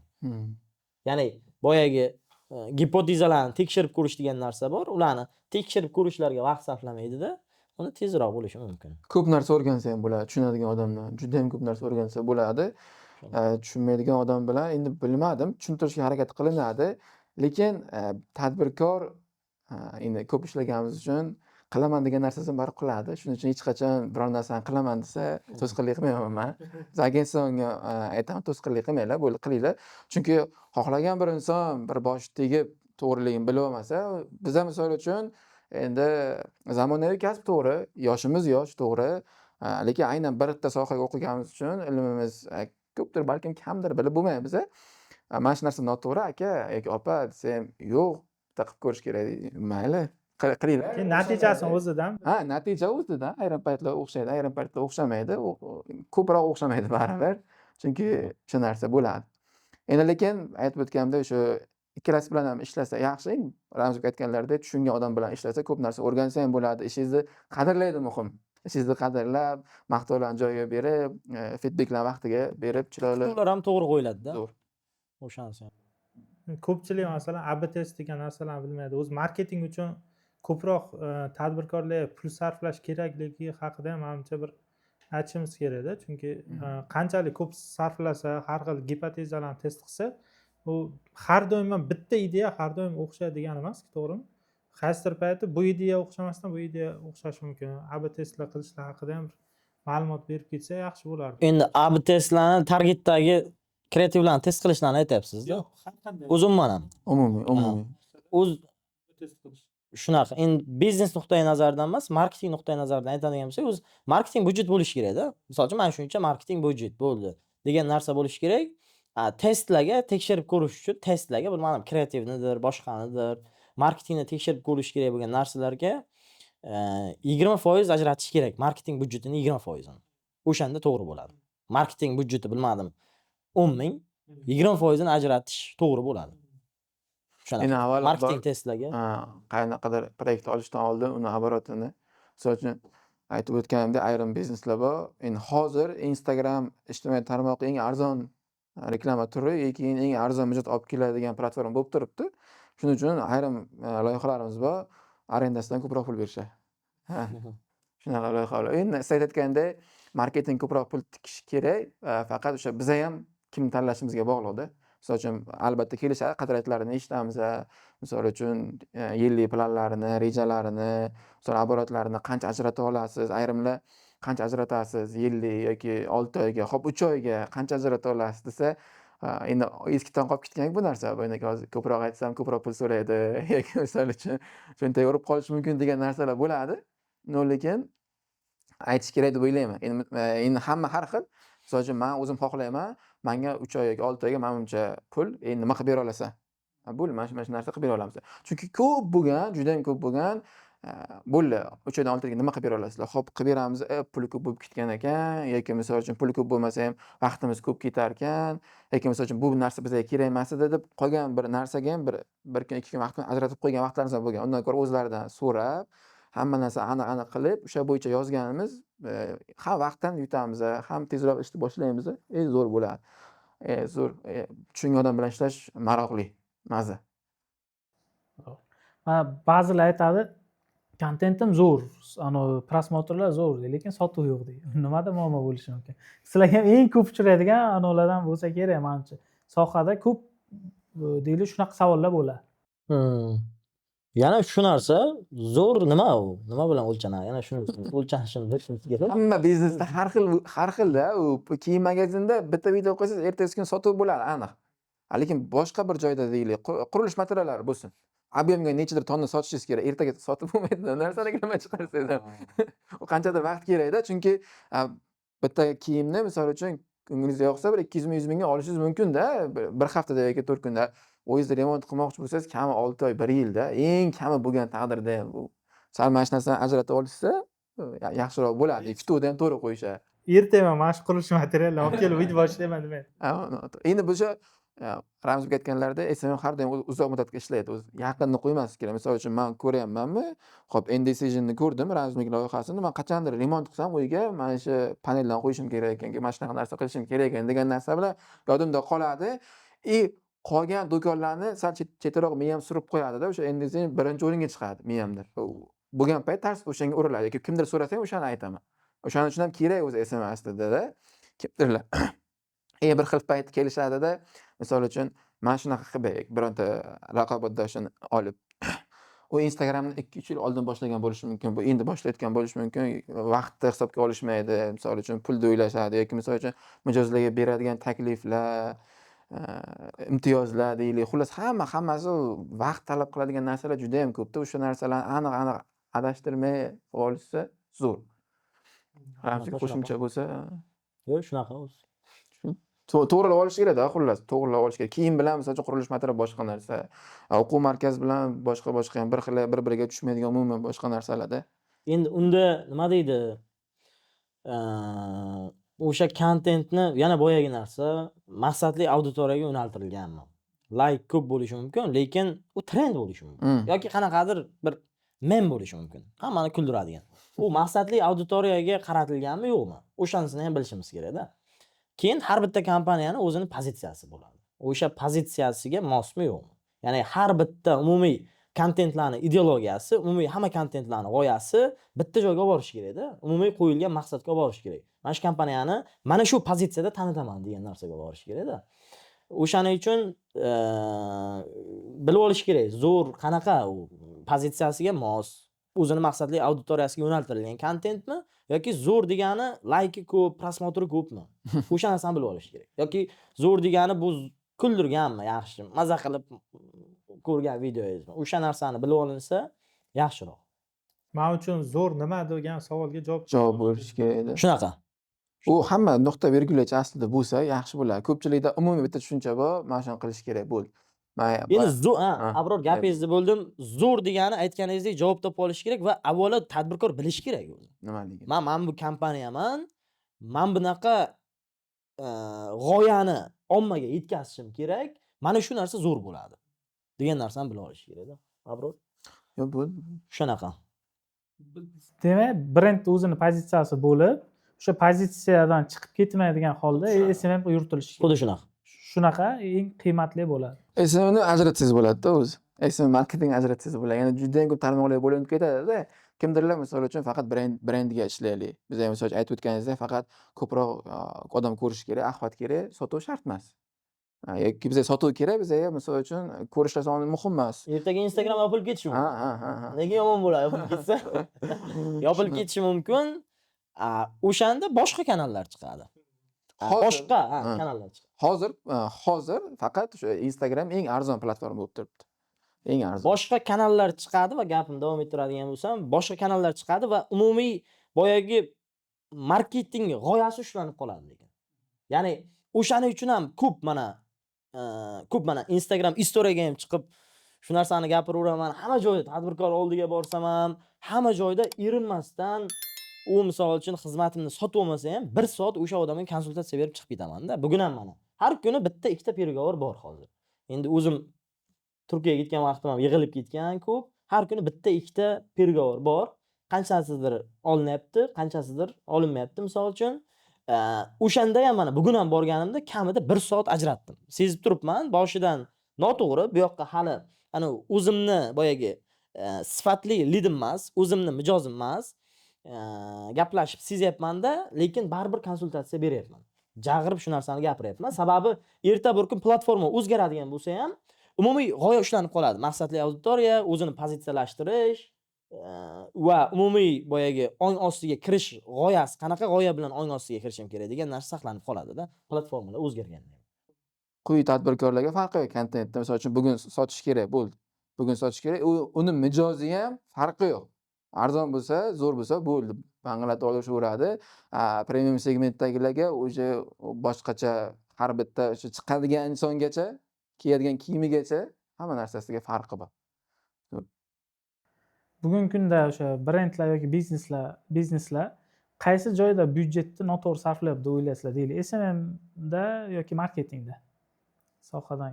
Sarflayapti SMMda noto'g'ri sarflayapti. Aynan qaysi qismida ko'p sarflayapti byudjet? Endi SMM o'zida ham noto'g'ri sarflayotganlar bor. Xuddi boyagi 3-4 ta narsamni to'g'ri joyiga qo'ymagan va natijasida noto'g'ri auditoriyani o'ziga qaratib yotibdi. Maqsadli auditoriyasini qaratmayapti va noto'g'ri pozitsiyada turibdi. Ertaga bir kun bitta konkurent kirib keladigan bo'lsa, o'sha bo'ldi. Shundoq egallab ketadi bozorini. Misol uchun. Ko'p bunaqa sarflayotganlar. Endi nima deydi? Ko'p sarflayapti, anosini budjet tomonlama ko'p sarflayapti deyishimizni bilmadim, nimadir deb tushuntira olmasligim mumkin. Sababi o'zi SMMga ajratiladigan budjetlar ko'p emas. Lekin yillar davomida noto'g'ri ishlarni qilib ketayotgan bo'lsa, unda yig'ilib ko'p bo'lib ketadi lekin. Yillar davomida qilinadigan bo'lsa. Lekin noto'g'ri sarflash ham noto'g'ri, lekin sarflamaslik ham undan battar noto'g'ri narsa. Chunki xato tushunib yetishmaydi-da. Eng yomon narsa kutish. Eng yomon narsa pul sarflamay kutish. U yaxshi SMM uchun, yomon SMM uchun sarflash kerak. Yomonligini tushungandan keyin boshqa beradi. tajriba ortadi. Endi men shu joyda Abror misol uchun tadbirkorlarni ichida qaysi tadbirkor tez o'sadi degan agar o'rtaga savol tashlansa, men aytardimki, o'shanaqa, chunki o'zimda ham shu narsani sezganman. Oddiy eslab ko'rdim. O'tgan yil xuddi shu kunni, bilmadim, 2-fevralda. O'tgan yil xuddi shu holatni eslab ko'rdim. Qanaqa holat deydim u va tadbirkor qanaqa etapda tez o'sar ekan, karra-karra o'sishi mumkin ekan, gipotezalarni tez test qilib tekshirib ko'rgan tadbirkor tez o'sadi. Ya'ni Abror aytganlaridek qilib ko'rdi, bo'ldi, bo'lmadimi? Bo'ldi, boshqa variantga o'tadi. Zato o'sha noto'g'riligini bildi. 10 yildan keyin o'sha noto'g'riligini bilgandan ko'ra, bugun qilib ko'rib bilsin. Lekin bu joyda bilish kerak, har bitta gipoteza pul talab qiladi. Vaqt ketsa ham pulda u. Yoki qanaqadir misol uchun qanaqadir noto'g'ri xodimni ishga olib qo'ysangiz, misol uchun unga qanchadir yo'nalish berib, u ketib qolsa ham, bu ham pulda aslida. Misol uchun unga shuncha bergan mehringiz, shuncha bergan yo'nalishingiz misol uchun, bu narsa ham pul aslida. Lekin tez gipotezalarni tekshirib ko'rgan odam yutib ketadi. 10 yildan keyin o'sha xatoni qilmaydi-da, bugun qiladi-da, yutib ketadi-da. O'shaning uchun eng tez o'sishni bu anisi yo'li tadbirkorlarda bu gipotezalarni tez tekshirib ko'rgan odam. Shuncha aytib o'tganimda, boya nimadir biznesmen egasi nimadir qilamiz deb aytsa, qiling deyman. Qilmay demayman-da. Da, tushunaman. Shuning uchun bitta reels chiqib qoldi. Bilasizlarmi deydi, tadbirkorlar ko'pchiligi deydi bir devona garang bo'ladi deydi. Bitta reels endi hazil tariqasida endi narsani to'g'ri qabul qilish kerak emas. Lekin to'g'ri bir tomon. Chunki atrofimda ham o'zim o'g'inlarim bor. Bir garang harakatlarni qiladi. Lekin o'xshab ketib qolsa, yondirib tashlaydi. O'xshamasa bo'ldi, o'xshamaykan deydi-da. Endi sekin bo'yilga o'tamiz deydi. Sekin boyaga pingvinchaga o'xshab yurib boshlaydi-da keyin. Xuddi shunaqa zato o'syapti-da. Zato ko'rdi shu narsa xatoligini-da. Ko'rmay o'tib ketish mumkin. Bo'ldi, bo'lmagan bu biznesni yopib o'tib ketish ham mumkin-da. O'shaning uchun tez tekshirib ko'rgan odam nima qilsa ham, mayli, Abror aytganlaridek. Faqat SMMda emas, xohlaganda. Nima narsa qilsin, harakat qilmaslik kerak-da. Yo'q, mana gipoteza, men buni qilib ko'rsam nima bo'lar ekan degan fikr bo'ladi-ku. O'shani qilib ko'rish kerak. Bo'ldi, o'shani qilib ko'rgan odam tez o'sadi. U men uchun tug'ma bo'ladi. Qilib ko'radi. Shuni misol uchun menda ham biror narsa naprinsiz ketib qolsa, qilib ko'rishni yaxshi ko'raman-da. Shuning uchun o'zim nisbat olaman-da, biznesmenga ham naprinsizman, yo'q, bo'lmaydi desam ham baribir qilib ko'radi-da. Mana Abror maslahat berib qildirgan yaxshi-da. Mana Abrorda ham chakkadan turib, mana bloger edi, qanday bunday tadbirkor bo'lib ketdi deyish mumkin, lekin Abror ham xuddi shu narsani qilganda, tavakkal, pam-parapam tekshirib ko'rilgan, zato to'g'ri degan narsalar ketavergan-da. O'shanaqa deb o'ylayman. Endi bizani deylik kichik bizneslar ham ko'p kuzatadigan bo'lsa, kichkina bizneslar deylik minimal byudjet bilan nimalarni qilish kerak SMMga? Agar minimal byudjet bo'lsa, men taklif qilaman, kichik bizneslarni 5-10x ga o'stirib yuboradigan narsa, instrument, mana shuni mana qisqagina qilib chiqarib yuborsak ham bo'ladi. Eng zo'r instrument bu bitta pozitsiya, bitta segment, bitta mahsulotga fokus qilgan yaxshiroq. Kichik bizneslarni 5-10x o'sishiga yordam beradi.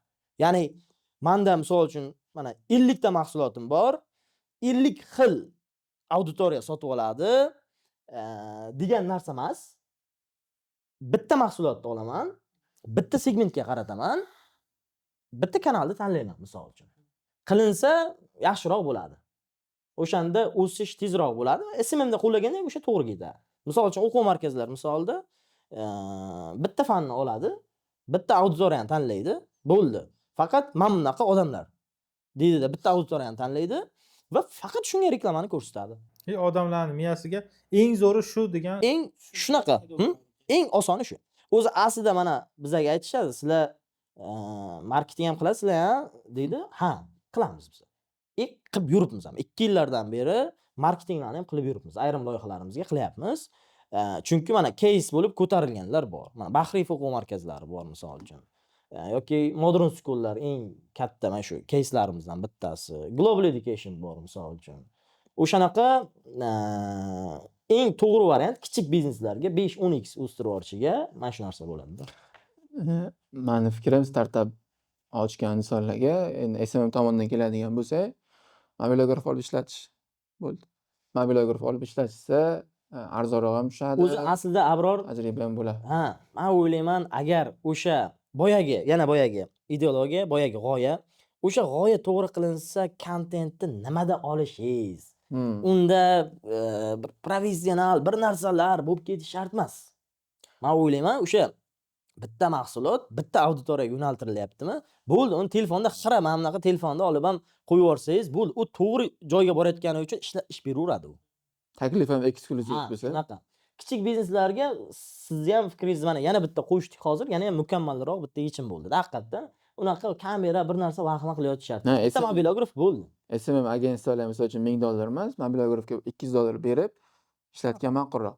Hozir ham biza ham misol biznes egalari bilan ishlayotgan bo'lsak, avvalambor har bitta ishni o'zlari bizdan yaxshiroq bilishadi. U video olish bo'lsin, kontent bo'lsin yoki boshqa narsalar bo'lsin, marketing tomonlama hammasini avvalambor o'zlari qilib kelishyapti. Hozirda misol uchun o'sha narsani qilmasdan turib boshqa joyga qarashsa, undanda ko'proq pul topishlari uchun bizga pul to'lab qildirishyapti-da. No, hozir startap boshida iloji yo'q, o'zi qilish kerak. O'sha narsalarni, qolgan qo'shimcha narsalarni mobilograf olib, mana bu narsani qilasan, mana bu narsani chiqarasan deyish osonroq va rivojlanishiga ham tezroq sababchi bo'ladi. Vaziyat keladi. Oldiga SMM manager bo'lgandan keyin bo'ldi, bitta marketing agentligi, boshqa etap ko'taraveradi. U biz ham xuddi shundayda, misol uchun bitta ofis ochdikmi, ochilgan kuni polini o'zimiz ham artib ketaveramiz, sipirib ketaveramiz, kattarganimizdan keyin biz boshqa ish qilsak, pol artganimizdan ko'ra yaxshiroq pul topar ekanmiz yoki misol uchun boshqa narsa bo'lib, poyez ajratib ketaveradi. Ramz fikrlarini eshitib, men bitta narsaga fokus qarash kerak degan Sevichkachi aka esimga tushib ketdi-da. Ha. Begistagada. Bitta Sevichkani ushlaganlar. Ha, zo'r montaj qilaman ham demaganlar. Shuchta bosganlar. 100 mingtadan ko'p. Hozir ancha 200 mingtadan ham oshishi shekilli. Ancha aktivlari ham, aktivlari biznes jihatdan ham Zo'rligi men qancha bo'ldi chiqqanlariga? O'sha internet ijtimoiy tarmoq. 1 yil bo'lgandir. Yo'q, internetga chiqqanlari 3 yildan ko'p bo'ldi, adashmasam. Yo'q, trendga chiqqan. Trendga chiqqanlari 2 yil oldin ham, yo'q, 2 yil oldin ham ora-orada videolar chiqib qolaydi, adashmasam men ko'rgandim. Pik trend. Ha, piki 6 oy. 6 oy desa bo'ladi. Demoqchiman, endi managidayda, misol uchun hamma odam faqat pikka chiqqan paytdagi narsani ko'rishadi. Aslida lekin akamizni misol uchun yaqindan bilmaymiz, lekin qilgan mehnatlari 4, 5, 10 yillarga ish qilganlarda, hozir zo'rib ketdilarda. Shu joylarni ham hisobga olish kerak. Ko'pchilik shu joylarni hisobga olmaydi-da, hammani zo'rib ketdi, mana shu narsani qilishim kerak deb o'ylashadi. Lekin orqasida uni ketkazadigan asab, yillar juda katta narsa, tajriba. Aytib o'tganimdek, mana tajriba keyin olib chiqiladi ommaga. Begis aka ham xuddi boyagi tadbirkorlardan-da, nazariy ilmlari yo'q. UTP nima, boshqa narsa nima tushunmaydilar. Pamfret ham bosadilar, lekin marketinglari bor o'zlari. Shu joyda Ruslan aka, Davlat aka bitta narsani aytib ketish kerak. Misol uchun, o'z nima chiqib olib gapiryapsizlar bunday biznes balobatlar deb deyishlar mumkin. Chunki katta tadbirkorlar ko'p misol uchun. Chunki ustoz sifatida ham ko'ramiz, boramiz misol uchun.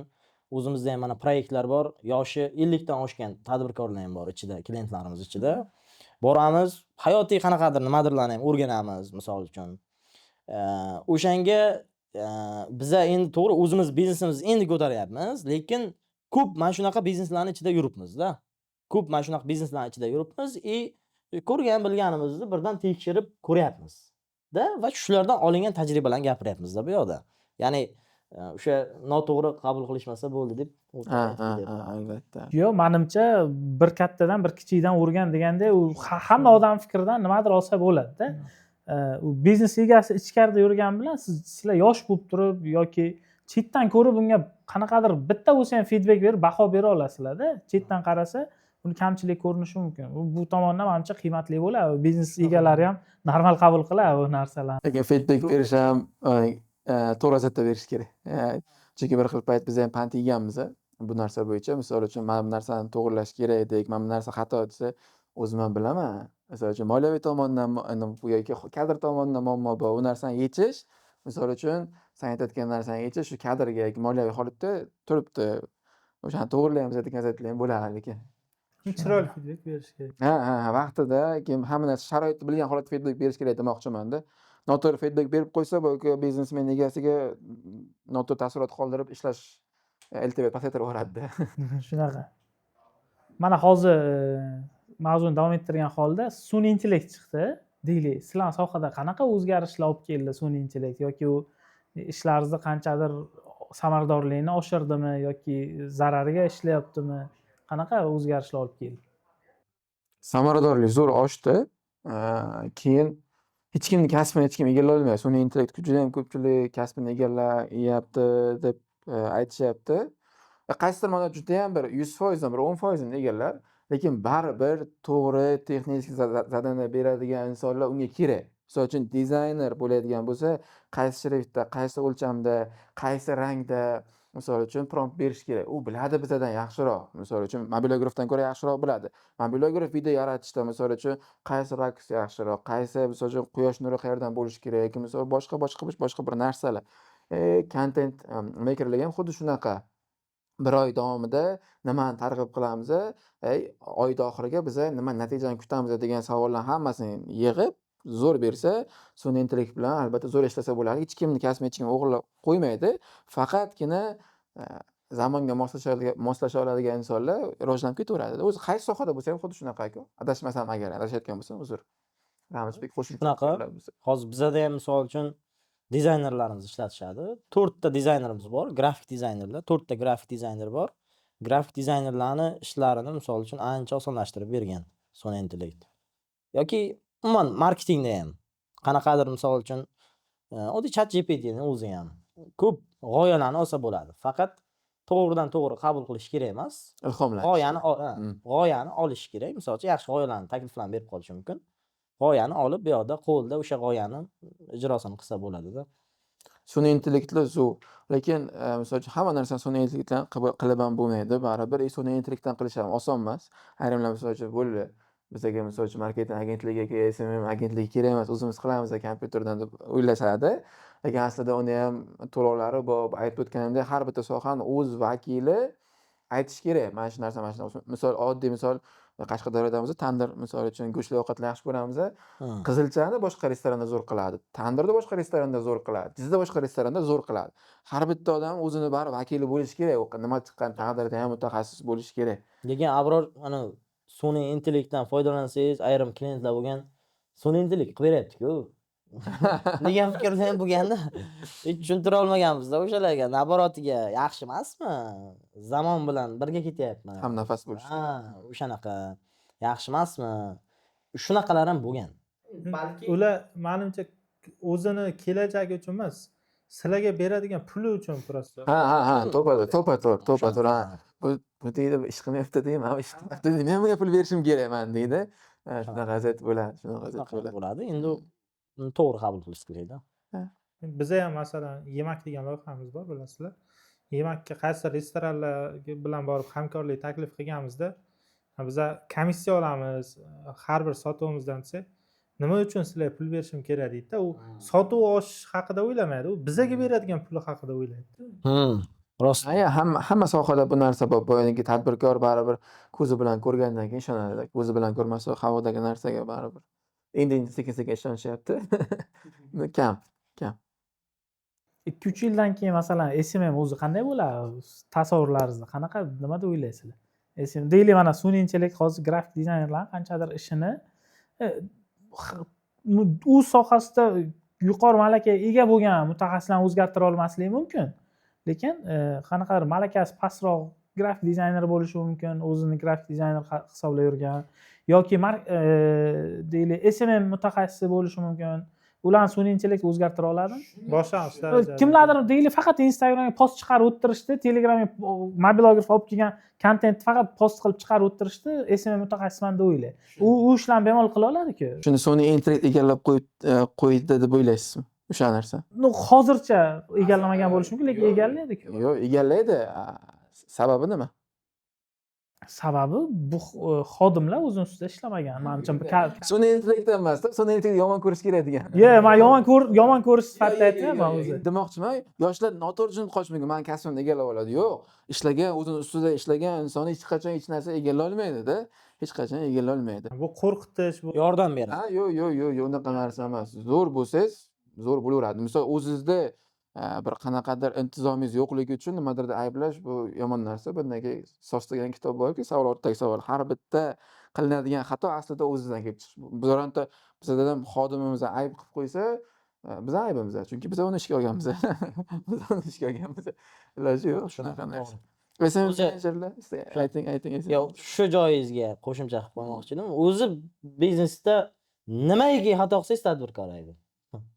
Tadbirkor aybida, tadbirkor Bosh- gipotezani tekshirib ko'ryaptimi yoki biroz bilmasdan qildida, o'sha unaqa qilmas ekan, bunaqa deb qabul qilib, nimaiki xato qilinsa tadbirkor aybi bo'ladi-da u narsa. Chunki o'shani ustiga qurilgan narsa. Mana shu narsa misol ustozlar Alisher Isayevlar hamma operatsiyaga chiqish kerak degan narsani 2 yil oldin o'rgatishdi. Hozir darslar o'zgaribdi. Ya'ni biza bormasa ham hozir darslar o'zgardi. Hali xodimlarimiz operatsiyaga chiqishga tayyor emas ekanmiz, kirishimiz kerak operatsiyaga. Operatsiyadan chiqish degani boyagi ana ularni taylab ketib ortib olish u. Klientlarni jalb qilib olish. Siz yotib, pulni qilasiz. Operatsiyadan chiqasiz, hamma ish o'zi ketaveradi joy-joyida. Yo'q, bir kun yo'q bo'ling. Ishni bo'ladi. hamma narsa yonadi, xuddi shunaqa. Uni joy-joyiga qo'ymagan bo'lsangiz, o'shanaqa. SMMni 3 yildan keyin men misol qanaqa tasavvur qila olishimni bilolmayman, chunki baribir o'sganimiz hisobiga marketingda desangiz aytib bera olaman, lekin SMMda nima deb ayta olmayman. SMMda aytishim mumkin, kelajakda xuddi shunaqa jamoa 100-200 kishi bo'lar biza, bolalar ishlashaveradi, shogirdlar beraveradi, shogird misol hamma bo'limni o'zini boshlig'i bo'ladi, SMM bo'limiga bu, misol uchun bu bo'limga bu, balkim kattarib ketib, misol uchun aynan restoran nishasida qaysidir bo'lim, o'quv markazida qaysidir bo'lim ishlar vaqt ko'rsatadi. Maqsadlar bor lekin xuddi shunaqa. Nasib bo'lsa, aynan bizning agentsiyada emas, boshqa agensiyalarda ishlatganlar uchun ham ofisimizning tepasidan joy olib, coworking zona qilyapmiz, chiroyli qilib, bemalol keladiganlar bo'lsa kelib, ish jarayonlarini qilsa bo'ladi. Faqat qadriyatlarimizga mos keladigan insonlar bo'lsa. Shartlar qanday bo'ladi? Shartlari menimcha bo'lmaydi. Shartlari oylik to'lov bo'lishi mumkin. U ham o'sha aytgandek qadriyatlarimiz uchun kerak bo'ladigan narsalar, tozalik bo'lsin, svet bo'lsin, shunaqa narsalar. Lekin misol uchun qo'shimcha to'lov katta pul emas. Borib misol o'zida xohish bo'lsa ham endi iltimos qilsa ham yo'lini topgan odam o'sha yerda misol oylik to'lov qilmay o'tirsa ham bo'ladi, faqat uning uchun yoqsa bo'ldi. Sal harakat qilish kerak. Niyatlarimiz o'zi bozorda shu sohani mutaxassislarini ko'paytirish bo'lsa kerak-da. Albatta, o'zimiz kadr kerak bo'lganimiz uchun biz ham ko'proq misol uchun digital marketing tomonidan ketamiz, tezroq ishlashga. Misol Ramzbek stabilni ishlashni yaxshi ko'radi, bu ayrim biznesmenlar bu yoqadi, ayrim biznesmenlar bu yoqadi. Hamma odam o'zini maqsadini topib olsa, zo'rda. Shunaqa. Qarshi bozori hozirgi kunda juda ham bo'm-bo'sh. Bemalol xohlagan odam ishlasa bo'ladi, hech kim bir-biriga raqobatdosh emas. Hammaga proyekt yetib, o'zi Ramzbekda ham shu holat, menda ham shu holat Shunaqa. yaxshi. Mana hozir Loyihalar- proyekt olishga qiziqayotganim yo'q. Loyihalar kutuvdi. Shunaqa. Deyarli kutib turibdi. misol uchun inson o'zi har doim ikkita sababga nisbatan ketadi yo qoladi. Yo o'sib ketganida, yo ilmsizlikdan tizimni o'zi chiqarib yuboradi. Xuddi bizda ham shunaqa vaziyat, bunga zo'r, mingdan ming shukr. Hozir ayrim loyihalarimizga taklif beramiz, kattaroq kengaymasangiz, noto'g'ri tushunmang avvalambor, biz to'xtatamiz-da. Yaxshiroq taklif beradigan insonlar bor, o'rgangan narsalarimiz bor. Biz bu turish qotib qolmasligimiz kerak degan narsalar bilan ayrim loyihalarimizni chetroq surib chiqarib yuborishga ham harakat qilyapmiz. O'sish xohlamaydigan insonlar bilan. Xuddi o'shanga ketadigan vaqtda biz undan ham yaxshiroq Ha. Zo'r. Har bitta odamning o'zining maqsadi bor. Endi u narsa kattarib ketaveradi. Ota-onamizga, oilamizga, boshqa narsalar, shuning uchun bitta qotib qolmaslik endi narsa. Shunaqa. 2-3 yildan keyin men o'ylayman, kontent o'zgaradi. Kontentlar o'zgaradi. Mana Turkiyaga borganimda ham xususiy maktablarni ko'rdim, misol uchun, qanaqa ketyapti ekan bo'ladi. Unday kontentda taniq nimadir kontent qilish, chiroyli syomka ko'rmadim. Mana Instagramni o'sha o'zim ko'rib turibman o'sha maktabda, Instagramga kiryapman. Asosiy marketing g'oyasi, biznesda pozitsiyasi, mana shu narsalar saqlanib qolgan. Bo'ldi. U yoqda o'zgaradi, borib hamma narsa trend. Oldin mana montajlar bo'lib qo'ygan juda juda ko'p narsalarni chiqarib yuborib, juda bilasizmi, Abror, o'rtada trendga chiqdi. Endi sal hozir tashladi. Misol uchun, SMM haqida gapiradigan bo'lsak, SMM nima? Content, Instagram, Telegram bo'ldi, shu narsa. Mana shunaqa bo'lib o'zgardi, misol uchun, borib umuman yig'ishtirdilar. Oddiy telefonda ham kerak bo'lsa, qilaveradi. Kompaniyalar qilaveradi. Moslashiladi. Ha, lekin boyagi narsa saqlanib qoladi. Marketing degan narsa saqlanib qoladi. Bor. O'sha o'zim ko'rib kelgan narsani aytyapman. Turkiyadagi xususiy maktablarni ko'ryapman. Zo'r xususiy maktab, o'quvchilar ko'p, lekin Instagramda normal narsa qo'ymagan. Lekin izlab ko'ryapman, katta trafikni Instagramdan tortadi. Endi normal narsa deganda boyagi biz o'ylaymizki, taniq bo'lsa, zo'r yoritichlar qo'llanilgan bo'lsa, fonlar, studiyada syomka qilingan bo'lsa, misol uchun zo'r deb o'ylaymiz. Asosiy narsa u yoqda boshqa. O'sha g'oya yetib borishda, o'sha qiymat odamlarga berilishida.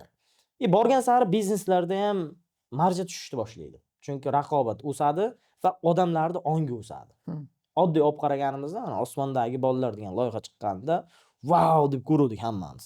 Lekin borib auditoriyani ongi o'syapti. Hozir osmondagi bolalarda gapiriladigan gaplar odatiy, mana kim uchundir odatiy holatdir balki, bilmadim xullas. Borib auditoriyani ongi oshyapti. Shunaqa. Borib 2-3 yildan keyin auditoriyani ham ongi oshadi.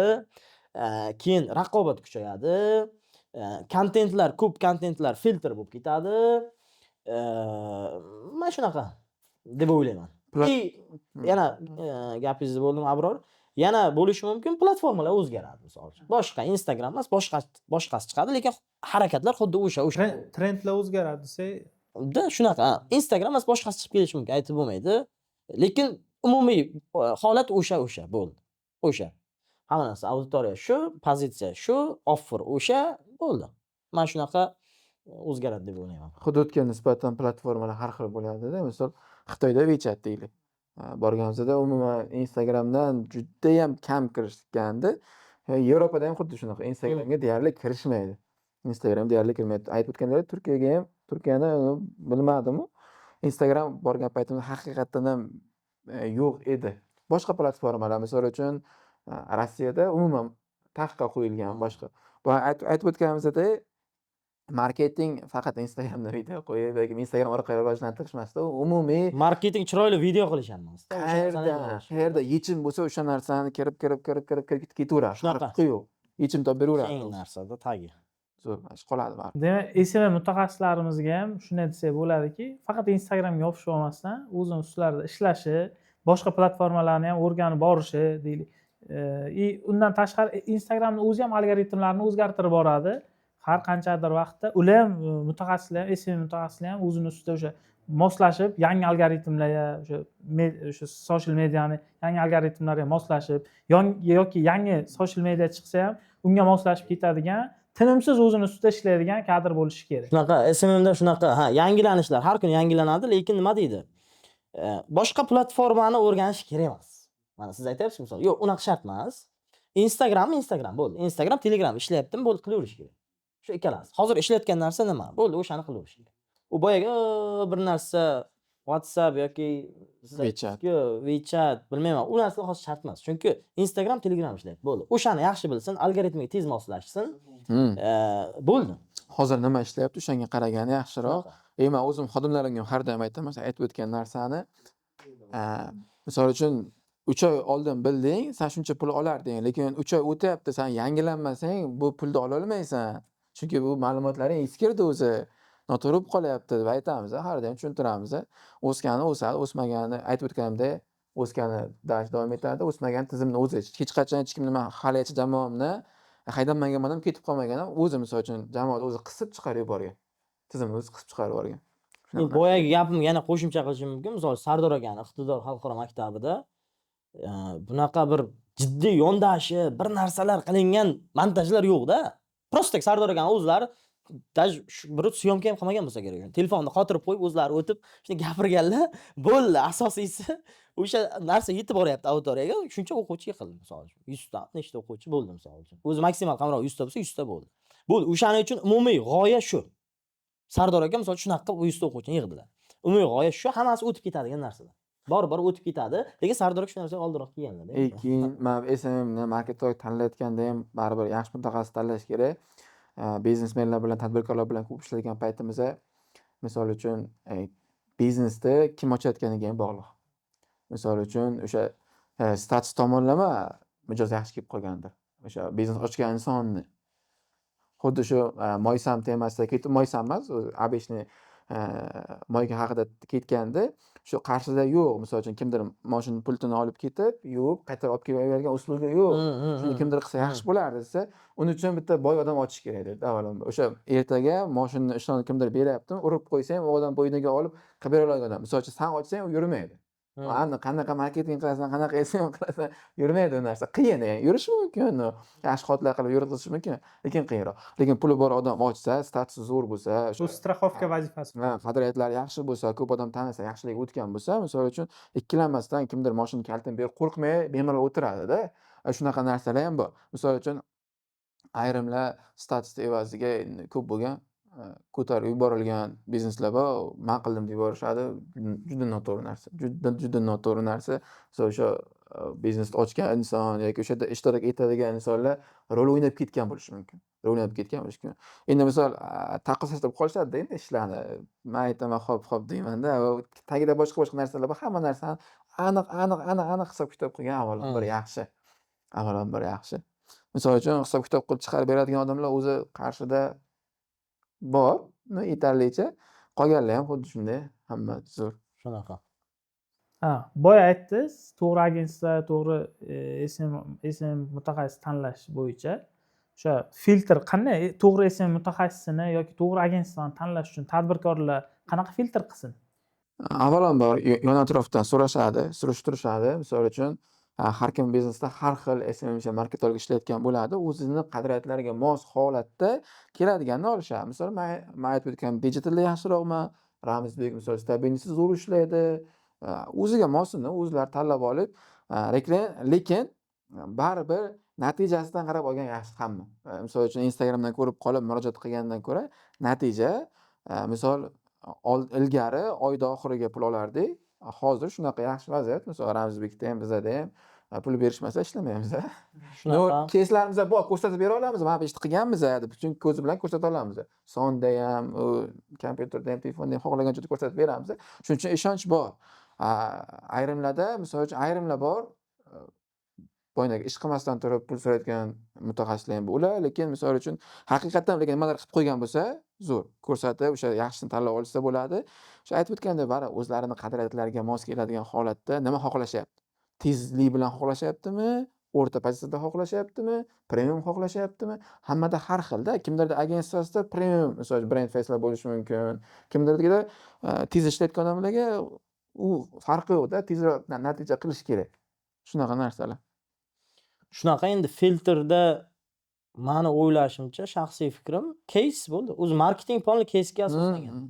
Marketing to'liq case, butun O'zbekistonda yoki butun yer yuzida shunaqa bo'lsa kerak. Marketing to'liq case'ga asoslangan. Case'ga qarab. Reklamalar ishonmaslik kerak. Eng asosiy filtr case. Misol uchun bizada nechta klient kelsa ham hammasi eshitib keladi. Yoki Instagramdan murojaat qilsa ham o'sha kimnidir kimi bo'lib chiqadi, tanishi yoki nimadir bo'lib chiqadi. Varonka orqali kelsa eng zo'rida. Marketing agentstvalariga eng ko'p keladigan mijoz sarafonoviy radio orqali-da.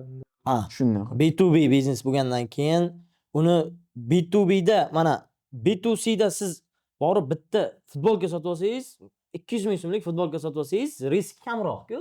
Sotib olasiz, bo'ldi, ketdi-ku. Lekin bu bozor sizga B2C emas. Bu B2B. B2B bo'lgandan keyin u yoqda uzoq muddatli hamkorlik turibdi. Qimmat narsa turibdi. Bitta kompaniyani umumiy imiji turibdi. Bunaqa bo'lgandan keyin bu narsaga prosta videolarini ko'rib ishonib qo'ymaydi. Ishonib qo'yganlar ham to'g'ri qiladi, xatolikni yetadi. Chegaralangan auditoriya bo'ldi, mana misol uchun biza shu paytgacha umuman Instagram yuritmaganmiz. Hozirgacha bizani misol uchun ko'pchilik tadbirkor bilmaydi. Lekin 20 tacha yaqin misol uchun proyektlar bor.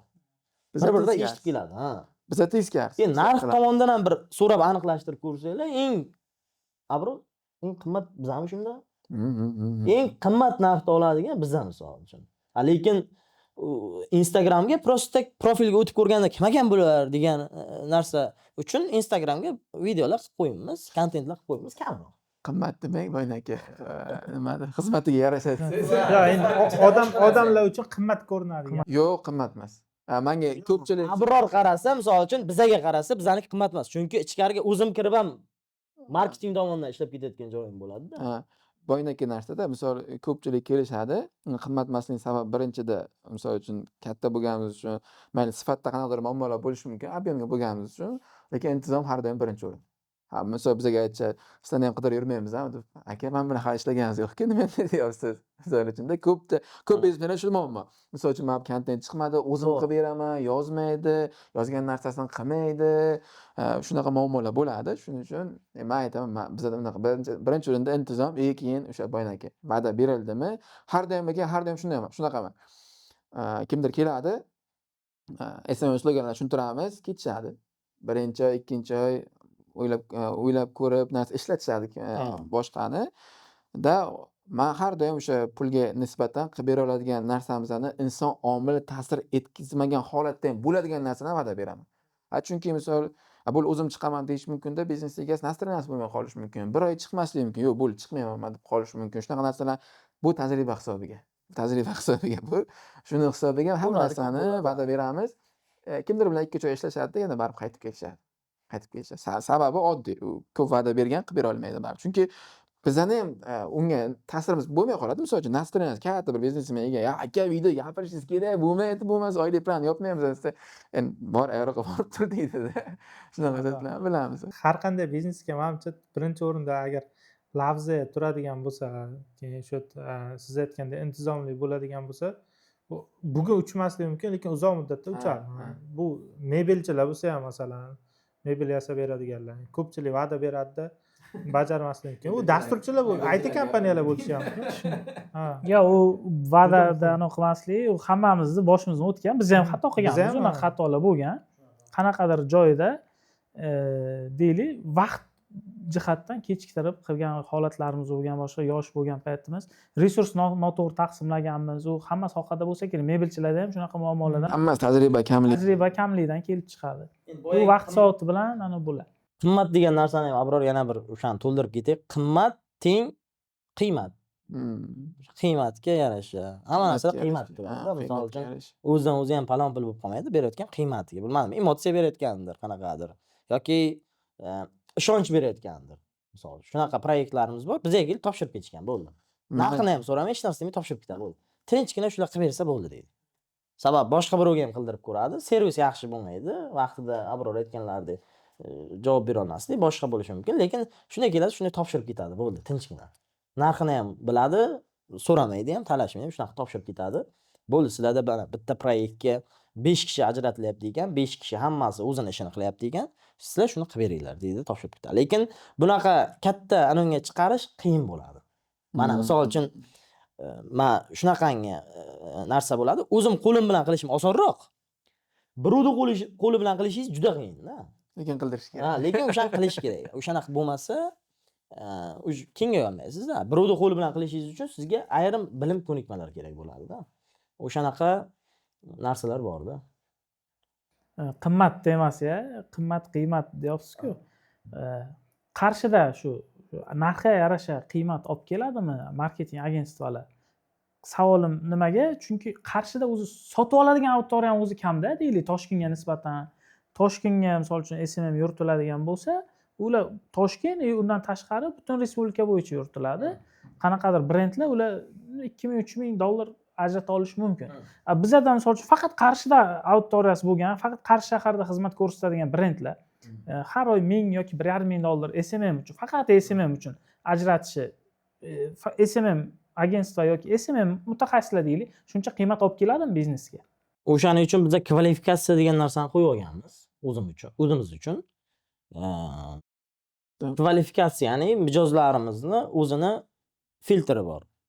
Sotuv voronkasida kvalifikatsiya degan narsa bor. Band degan formula orqali qilinadi narsa. O'sha narsani qo'yib olganmiz, o'zini kriteriyalari bor. O'shandan o'tib keladi, bu birinchisi. Ikkinchi narsa bu bilishimiz kerak, SMM o'zi nima qilib beryapti. Ya'ni misol uchun o'sha SMMni o'zi brendni marketingda doimiy eslatib turish degan narsa bor. Doimiy mijozlarni esida bo'lib turish degan narsa bor. SMMni bitta funksiyachasi ham shu. Stories, postlarda chiqib doimiy mijozlariga o'zini borligini, mana borman deb ko'rsatib turadi. Ayrim kompaniyalar bu yo'q bo'lib ketadi. Hech kim bilmaydi uni. yo'q bo'lib ketadi. Hech kim bilmay qoladi uni yo'qolib ketganini. SMMni o'sha bitta funksiyasi yo'q, marketingni bitta funksiyasi SMM orqali o'sha mijozlarga doimiy o'zini eslatib turish degan joyi ham bor. Va brendini mustahkamlash, mijozlari bilan kommunikatsiyani yaxshilash, o'zini odamlarga ko'rsatib turish, takliflarini berib turish, boshqa konkurentlar kirib kelganda bozorga mana shu narsalar bilan o'zini boyagi pozitsiyasini ushlab qolishga ham yordam beradi. SMM.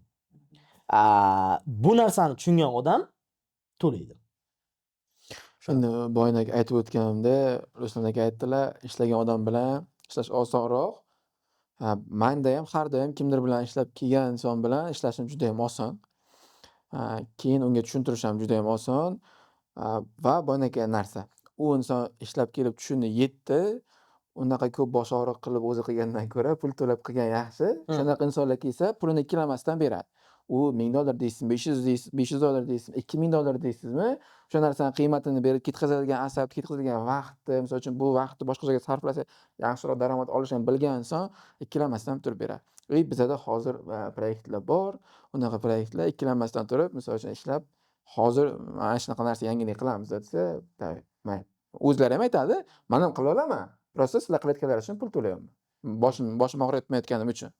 Zo'r qilinglar lekin deb qo'yadilar. O'zimiz yuritaveramiz. Qimmat degan tushuncha yo'q.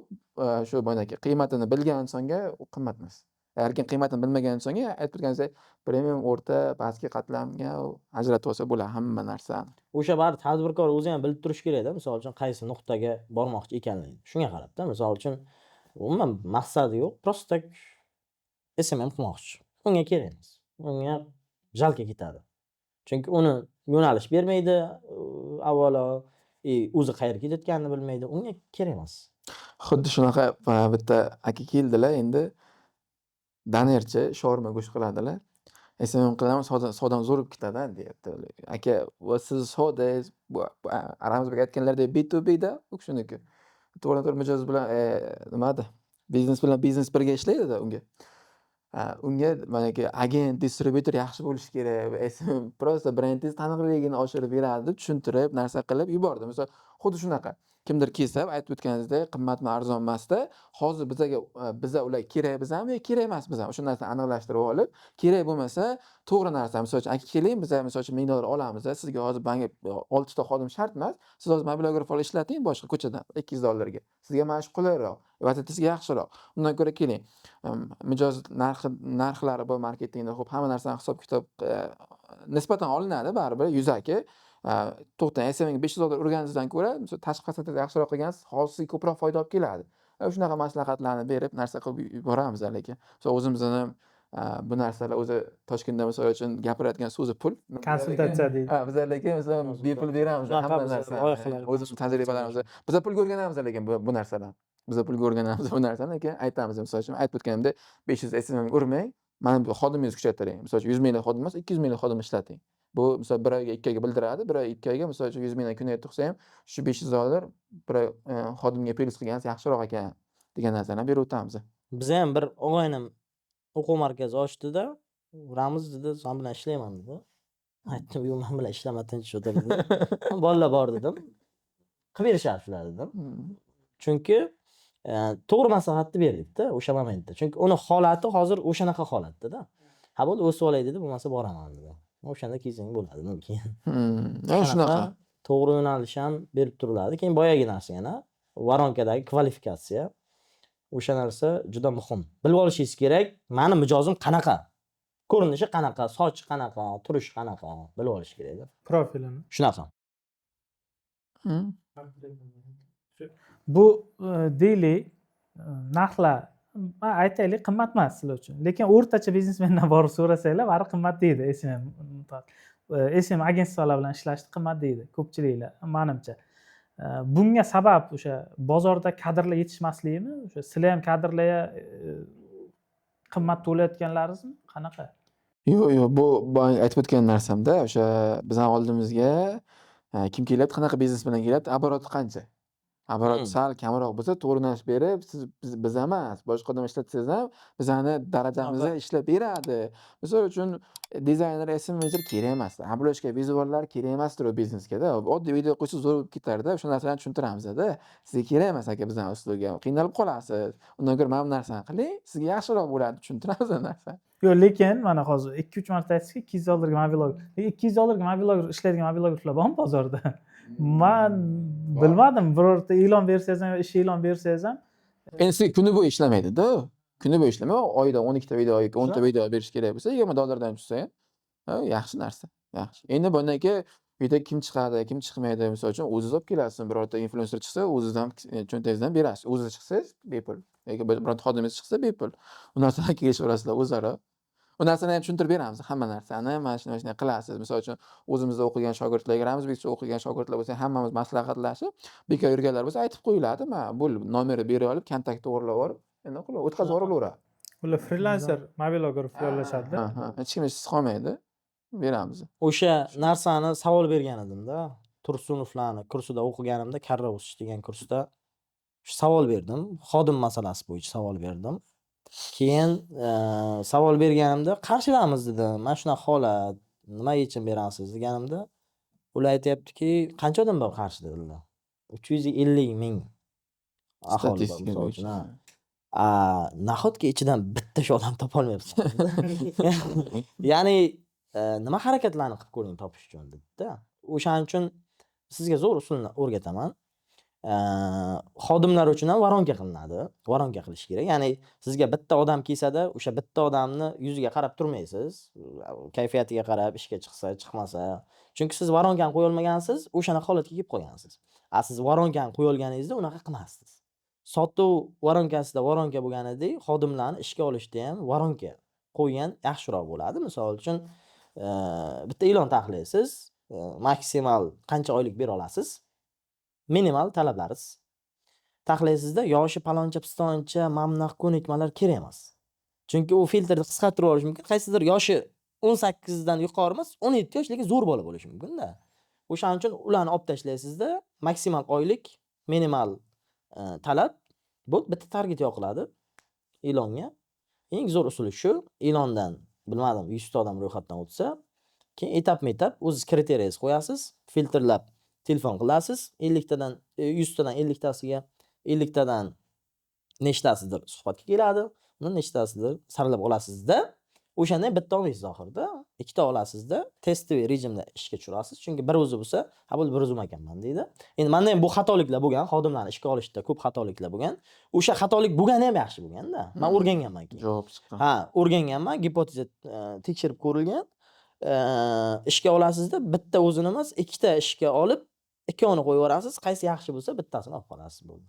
Ya'ni voronkadan o'tib keladi. Shu o'zi ham chiroyli bo'lishi kerak-da. Manda ishlayotgan, gramizda ishlayotgan xodimni siz $200 ga mobilograf qilib ola olmaysiz-da. Shu joyini ham to'g'rilab olishingiz kerak-da. O'sha darajadagi odamni olasiz-da. O'shanga yo'q, men aynan o'zim uchun emas, yo'q, endi hamma uchun. hamma uchun kimlardir kerak baribir, o'ziga olib qo'ymas, ular qanaqa yo'llarni Hozirgi kunda hammaga kerak. shuning uchun hamma qiymatli bo'lsin deb so'radim. Chunki men aytib o'tganimda $200 bo'lmasa, hozir Instagram ijtimoiy tarmog'i hozir eng arzon reklama platformasi. Mijoz olib kelish uchun eng arzon platforma. Bu vaqtinchalik, qanchalik prognoz qilib bo'lmaydi. Hozir qilib qolish kerak ekan. Yana bir savol, ham biznes egalari yoki agentsiyasi borlarga ham qiymatli bo'lishi mumkin. SMM mutaxassislariga qanaqa deylik KPI qo'yiladi? Proyekt sonidanmi yoki qanaqadir bonuslari bormi, boshqami? Yoki men SMM mutaxassis yollamoqchiman. Uni qanaqa stabil oylikkami yoki KPI ga qo'yish kerakmi? Agar KPI ga qo'yiladigan bo'lsa, qanaqa tartibda bo'ladi? Shular haqida. Zo'r, hozir yana bilib olish kerak, SMM ning natijasi nima? Bir oy o'tdi, bir oydan keyin o'zi bizga konsultatsiya borganimizda ham o'rgatamiz, misol uchun yo'nalish beramiz. Ya'ni qanaqa raqamlarni undan oyda oxirida talab qilish kerak, qanaqa отчет qabul qilish kerak, o'sha narsalarni ham o'rgatamiz. SMM o'zi o'lchovi nima misol uchun? Bir oy bo'ldi, nima qilindi, nima ish bo'ldi, qanday o'lchayman? Har bitta narsada o'lchov bo'lishi kerak. Shu joyda o'rgatib ketaman, aytib ketaman. SMM dan o'lchov bu SMM brend taniqliligiga yordam beryapti. Brendni ko'tarishga, mijozlar bilan kommunikatsiya qilishga yordam beryapti. O'lchov har bitta kontent o'sha o'zini auditoriyasini, o'zini mijozlarini orasida tanilishga, ular bilan yanada yaqin bo'lishga yordam beradi.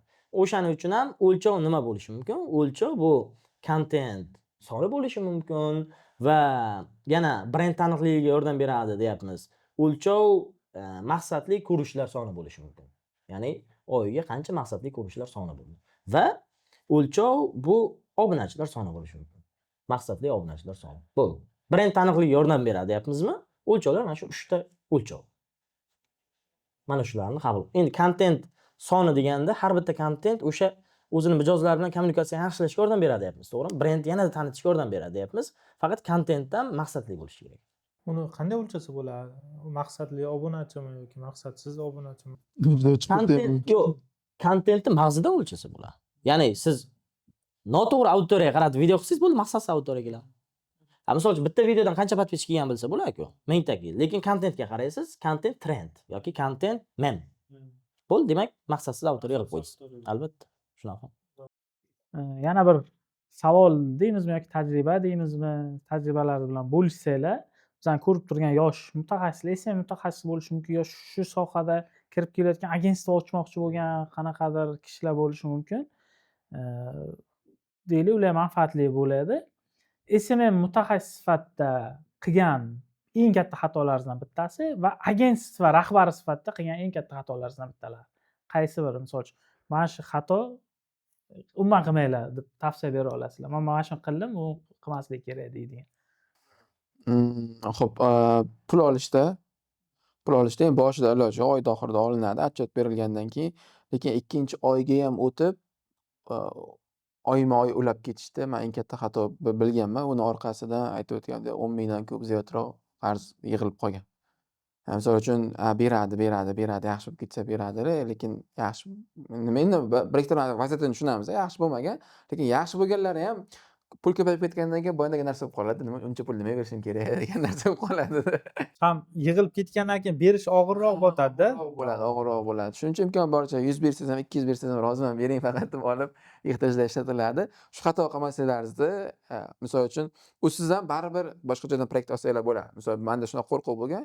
Hozir buni berib yuborsam, misol uchun proyekt qolib ketishi mumkin. Teng bo'lib, o'zimiz xodimlarimiz bor, oylik qolib ketib qolishi mumkin deb o'ylaganman, lekin unaqa bo'lmaydi. Qidirasiz, yaxshiroq yechimni topasiz-da, xullas yechimni topinglar. Shuning uchun oyma-oy ulamanglar pul olishda.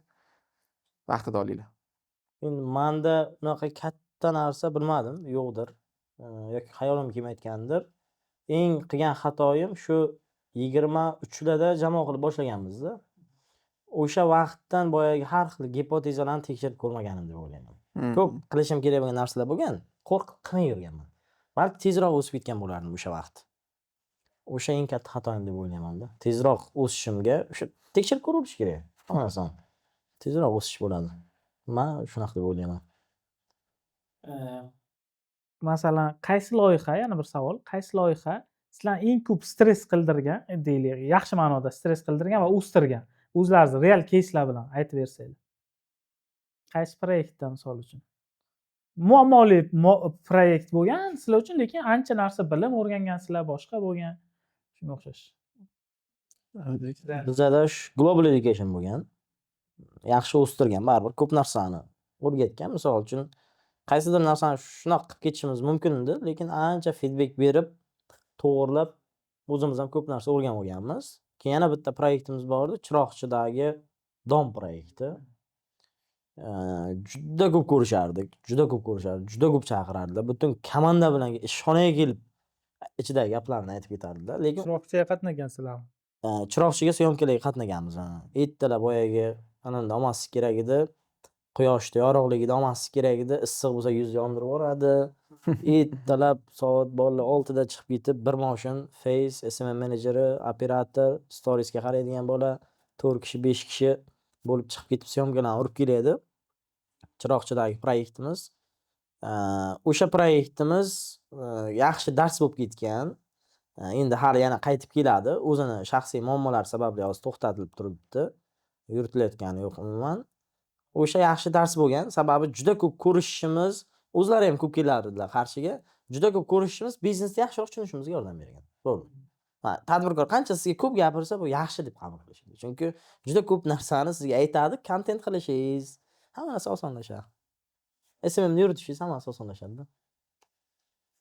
Sohaga yangi kiradigan mutaxassislar deylik, yoshlar bitta achchiq haqiqatni aytish kerak bo'lsa nima degan bo'ladinglar? Biror bunaqa narsalarni bilaysiz.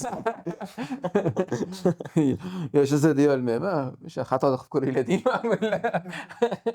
Ya, endi kimni o'ziga aytib o'tganimdek jamoa ishlatishga layoqati bo'lsa, jamoa ishlatsin.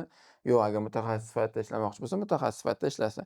Lekin boyagi narsada, misol trendga qiziqib, kasb tanlab qo'yishmasin.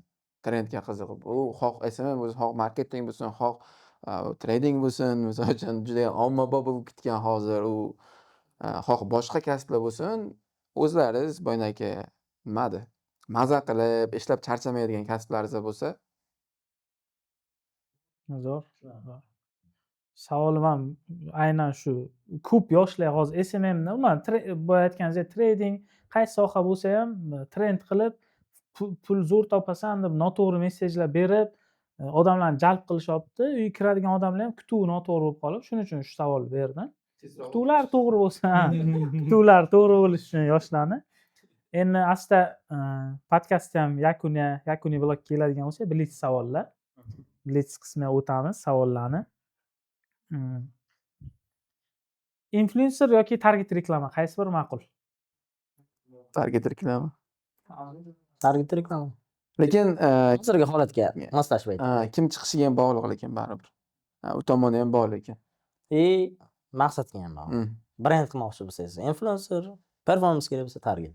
Blitz savollar biz uchun emasda, lekin ochiq hozirga ketib qolamiz. Ya, mayli, farqi yo'q. Qiymatli bo'ladi baribir. Brend uchun obunachi soni yoki savdo? Qaysi biri muhimroq? Sotuv. Tadbirkorga savdo. Brend qurish uchunmi? Obunachi soni? Maqsadli obunachi soni. SMM sohasiga ishlaydigan introvert bo'lsa ko'proq yaxshimi yo ekstravert bo'lgan ma'qulroqmi? SMMchilar. Introvert bo'lsa juda ham qiynaydi. Menda bitta xodim bor. Qiynaydi. Hozir o'sha o'zini boyagi holatdan boya aytib o'tganim tizim chiqarib, siqib chiqarib yubordi. Shunaqa. Baribir muomalasi yomon emas. Kelishib ketish bo'lishi kerak baribir. Keyin kirishimli bo'lishi kerak baribir. Xohlagan bir inson, xohlagan bir ishda baribir kirishimli bo'lishi kerak. Har kirishimli bo'lishi kerak. Yana bitta savol. Bugun boshlaydigan yoshlar, deylik, sizlar ham shu o'rinda bo'lsanglar, birorta kursni o'qiganni ma'qul ko'radinglarmi yoki kimdir yoniga borib shogird tushib, real sohadan o'rgangan ma'qulmi? O'shanisi ma'qul. Qaysi biri? Shogird yakunlaysiz. Nol bilimi bo'lsa ham hech qanaqa kurssiz borib o'rgangan ma'qul. Kursni o'qitganda ustoz yoki olsin deydi. Menda hozir SMMshlik bir bola bor, o'zim sinfdoshim bo'ladi. U har xil fanlarga, chet davlatlarni qadriyatlarini, bir narsalarni o'rganishlarga qiziqadi. O'shanaqa bola. Hozir marketingda dahshat ketyapti. Shoning vobshe dahshat ketyapti. Zo'r ketyapti. Umuman o'qimagan. O'zimga keldi, yo'nalish beryapman. O'sha kun qarasam kitob o'qib o'tiribdi. Marketing bo'yicha kitob o'qib o'tiribdi. Ponli qanaqadir marketingdan yechimlarni beryapti. Kontentlar bo'yicha ko'p narsani xato qilib qo'ygan joyimiz ham bo'lar ekan.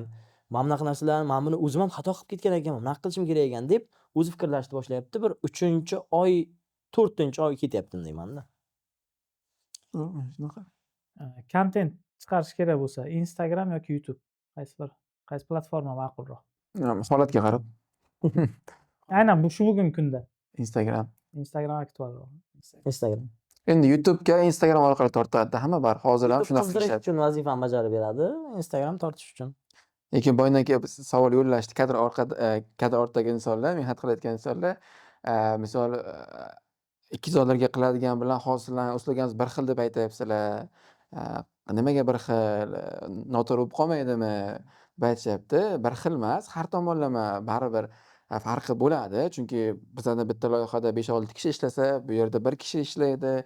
Har bir narsani boyagi nima darajasi bor, etapi bor. Hozir biza shunchaki o'sha tadbirkor bizdan oldimiz kelsa, siz 10-zinaga emas, birinchi zinaga chiqing, ikkinchi zinaga chiqing, uchinchi zinaga ko'ring. Birga ishlaymiz faqat nima hozir mana shu yerdan boshlashingiz kerak tushunib olishingiz uchun. Birdan 10-zinaga borsangiz tushunolmay qolasiz ko'p narsani degan narsa bo'ladi. Farq albatta bo'ladi. Yer bilan osmoncha farq bo'ladi lekin ishda. Shunaqa narsa. Keyingi savol. SMMchi bitta soft skill o'rganish kerak bo'ladigan bo'lsa, qaysi skill o'rgangani yaxshi? O'ziga shakllantirgani yaxshi. Odamlarni tushuna olish ko'nikmasi. Kontent qiladi-da chunki. O'shani o'rgangan. Mijoz tushunish kerak. Yo'q, mana odamlar bilan bitta odam bilan gaplashayotganda ham uni yaxshi tushunib olsa, bitta odamni yaxshilab bir qarab ham o'rganib olsa, misol uchun, gap so'zlaridan o'rganib oladigan odam ma'qul deb bilaman. Oxirgi blitz savolimiz. Hozirgi kunda bo'lganingizda SMM sohasini tanlagan bo'larmidinglar? SMM marketing yoki agentство shu sohani. Qanaqa biznes sifatida yoki deylik mutaxassis sifatida shu sohani tanlagan bo'lardinglar? Ilm qaysi darajaligiga bog'liq edi-da. Hozirgi ilm bilan demoqchimisiz? Hozirgi ilm bilan bo'lsa, ikkilanmasdan tanlar. Chunki o'zim yoqtiraman aytib o'tganimdek, ish qilayotgan ishimdan maza qilib charchamayman. 24 ga 7 ish faoliyatida biza kommunikatsiyada biza shunaqa tanlardim. Hozirgi bilimim bilan hozirgi holatda bo'lganimda marketing biznes bo'yicha ketardim.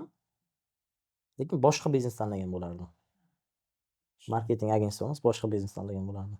Parallel ravishda qolgan bizneslar ham qilinadi, albatta tajribadan kelib chiqqan holatda. Mana bitta savol beray. Savol bering, bemalol ochiq. Faqat men savol berib qoldim. Bizada SM agentstvolar ko'proq digitalga qarab tortishadiki, offline marketingga ham kimlardir shug'ullanadiganlar bormi? Bizada o'zi sizlar masalan offline'ga ham shug'ullanasizlarmi yo offline'ga faqat tadbirkorlarni o'zi nima qiladi? Masalan, ko'chadagi bo'lishi mumkin, marketing bo'lishi mumkin. Yo televideniya, ya'ni qaysidir paytda televideniya foyda beradigan joylar bo'lishi mumkin. Yo'nalish beramiz, lekin qilib bermaymiz. Yo'nalish beramiz. Misol uchun mana bu yerga banner qo'yish kerak, bu yoqqa reklama, bu yoqqa misol uchun mana bu xodim yaxshi ishlamayapti yoki misol uchun bu taklif bu joy sizdan yaxshiroq taklif beryapti. Bu taklifingiz o'zi eskirdi yoki misol uchun interesi eskiryapti, boshqa narsa eskiryapti. Har tomonlama maslahat beramiz, lekin qilmaymiz. Qilishimiz uchun har bitta narsani baribir aytib o'tganimdek o'zi mutaxassis bor. Uni chaqirish kerak baribir. Chunki biza aytib o'tganimizda men hozir zo'r narsani aytar biza. Ramizbek aytganda 2-3 yildan keyin yomon bo'lib chiqsa juda katta pulga tushiradi-da keyinchalik. Lekin offline marketingni o'lchash qiyinroq. Offline kanallar deyapsizmi shuni? Kanallar. Offline kanallar deyapsiz, ha? Offline kanallarni biz ham taklif qilamiz. Misol uchun taklif qilamiz, qo'llaganmiz ham loyihalarimizda, faqat hammasida emas.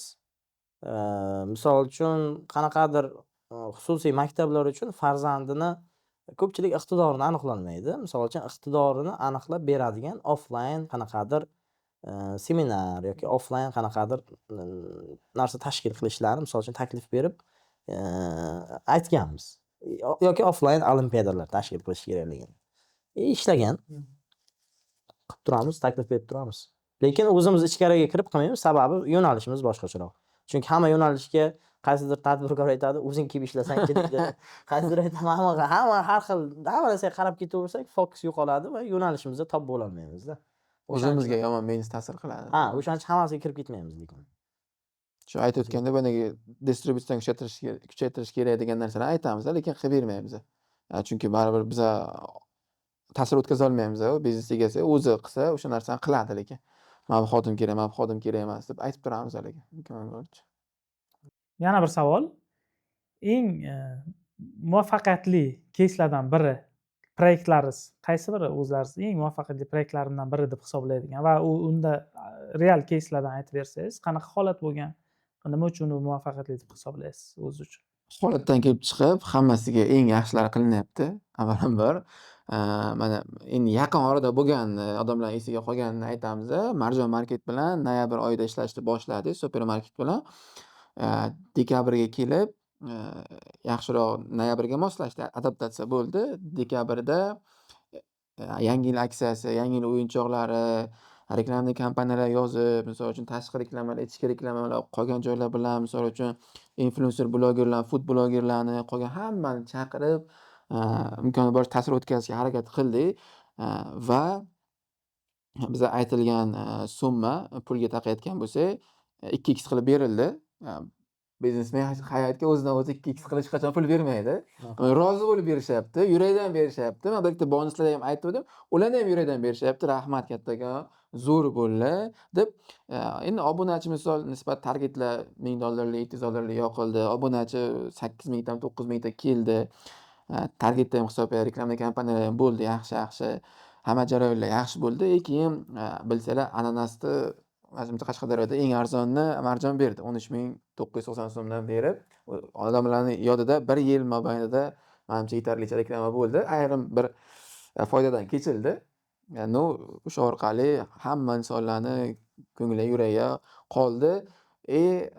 Patok nimadi? Ular o'ylagandan ham 2-3x ko'proq bo'ldi.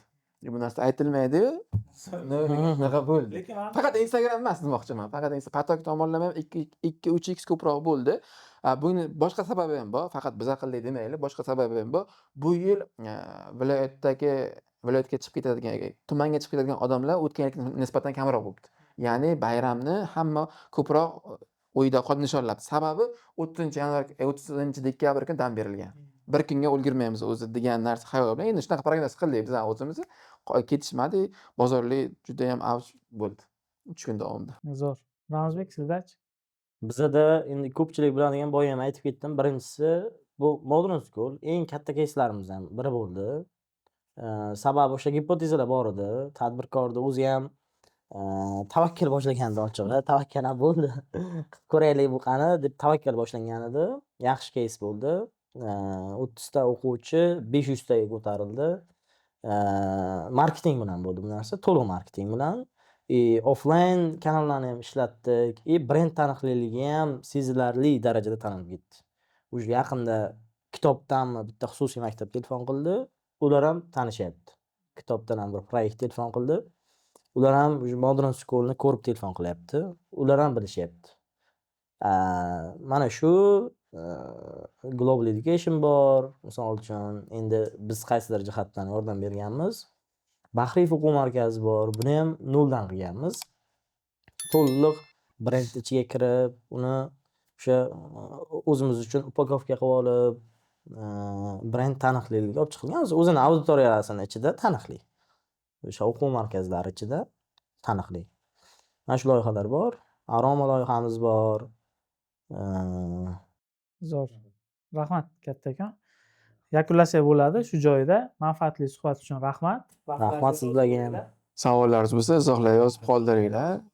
Javob beramiz. Mehmonlarimiz o'zlari ham kuzatib, kerak bo'lsa javoblar berib, e'tiborsiz qoldirishmaydi savollaringizni. Hammalaringizga rahmat. Salomat bo'linglar. Sog' bo'ling. Assalomu alaykum. Rahmat sizlarga. Rahmat.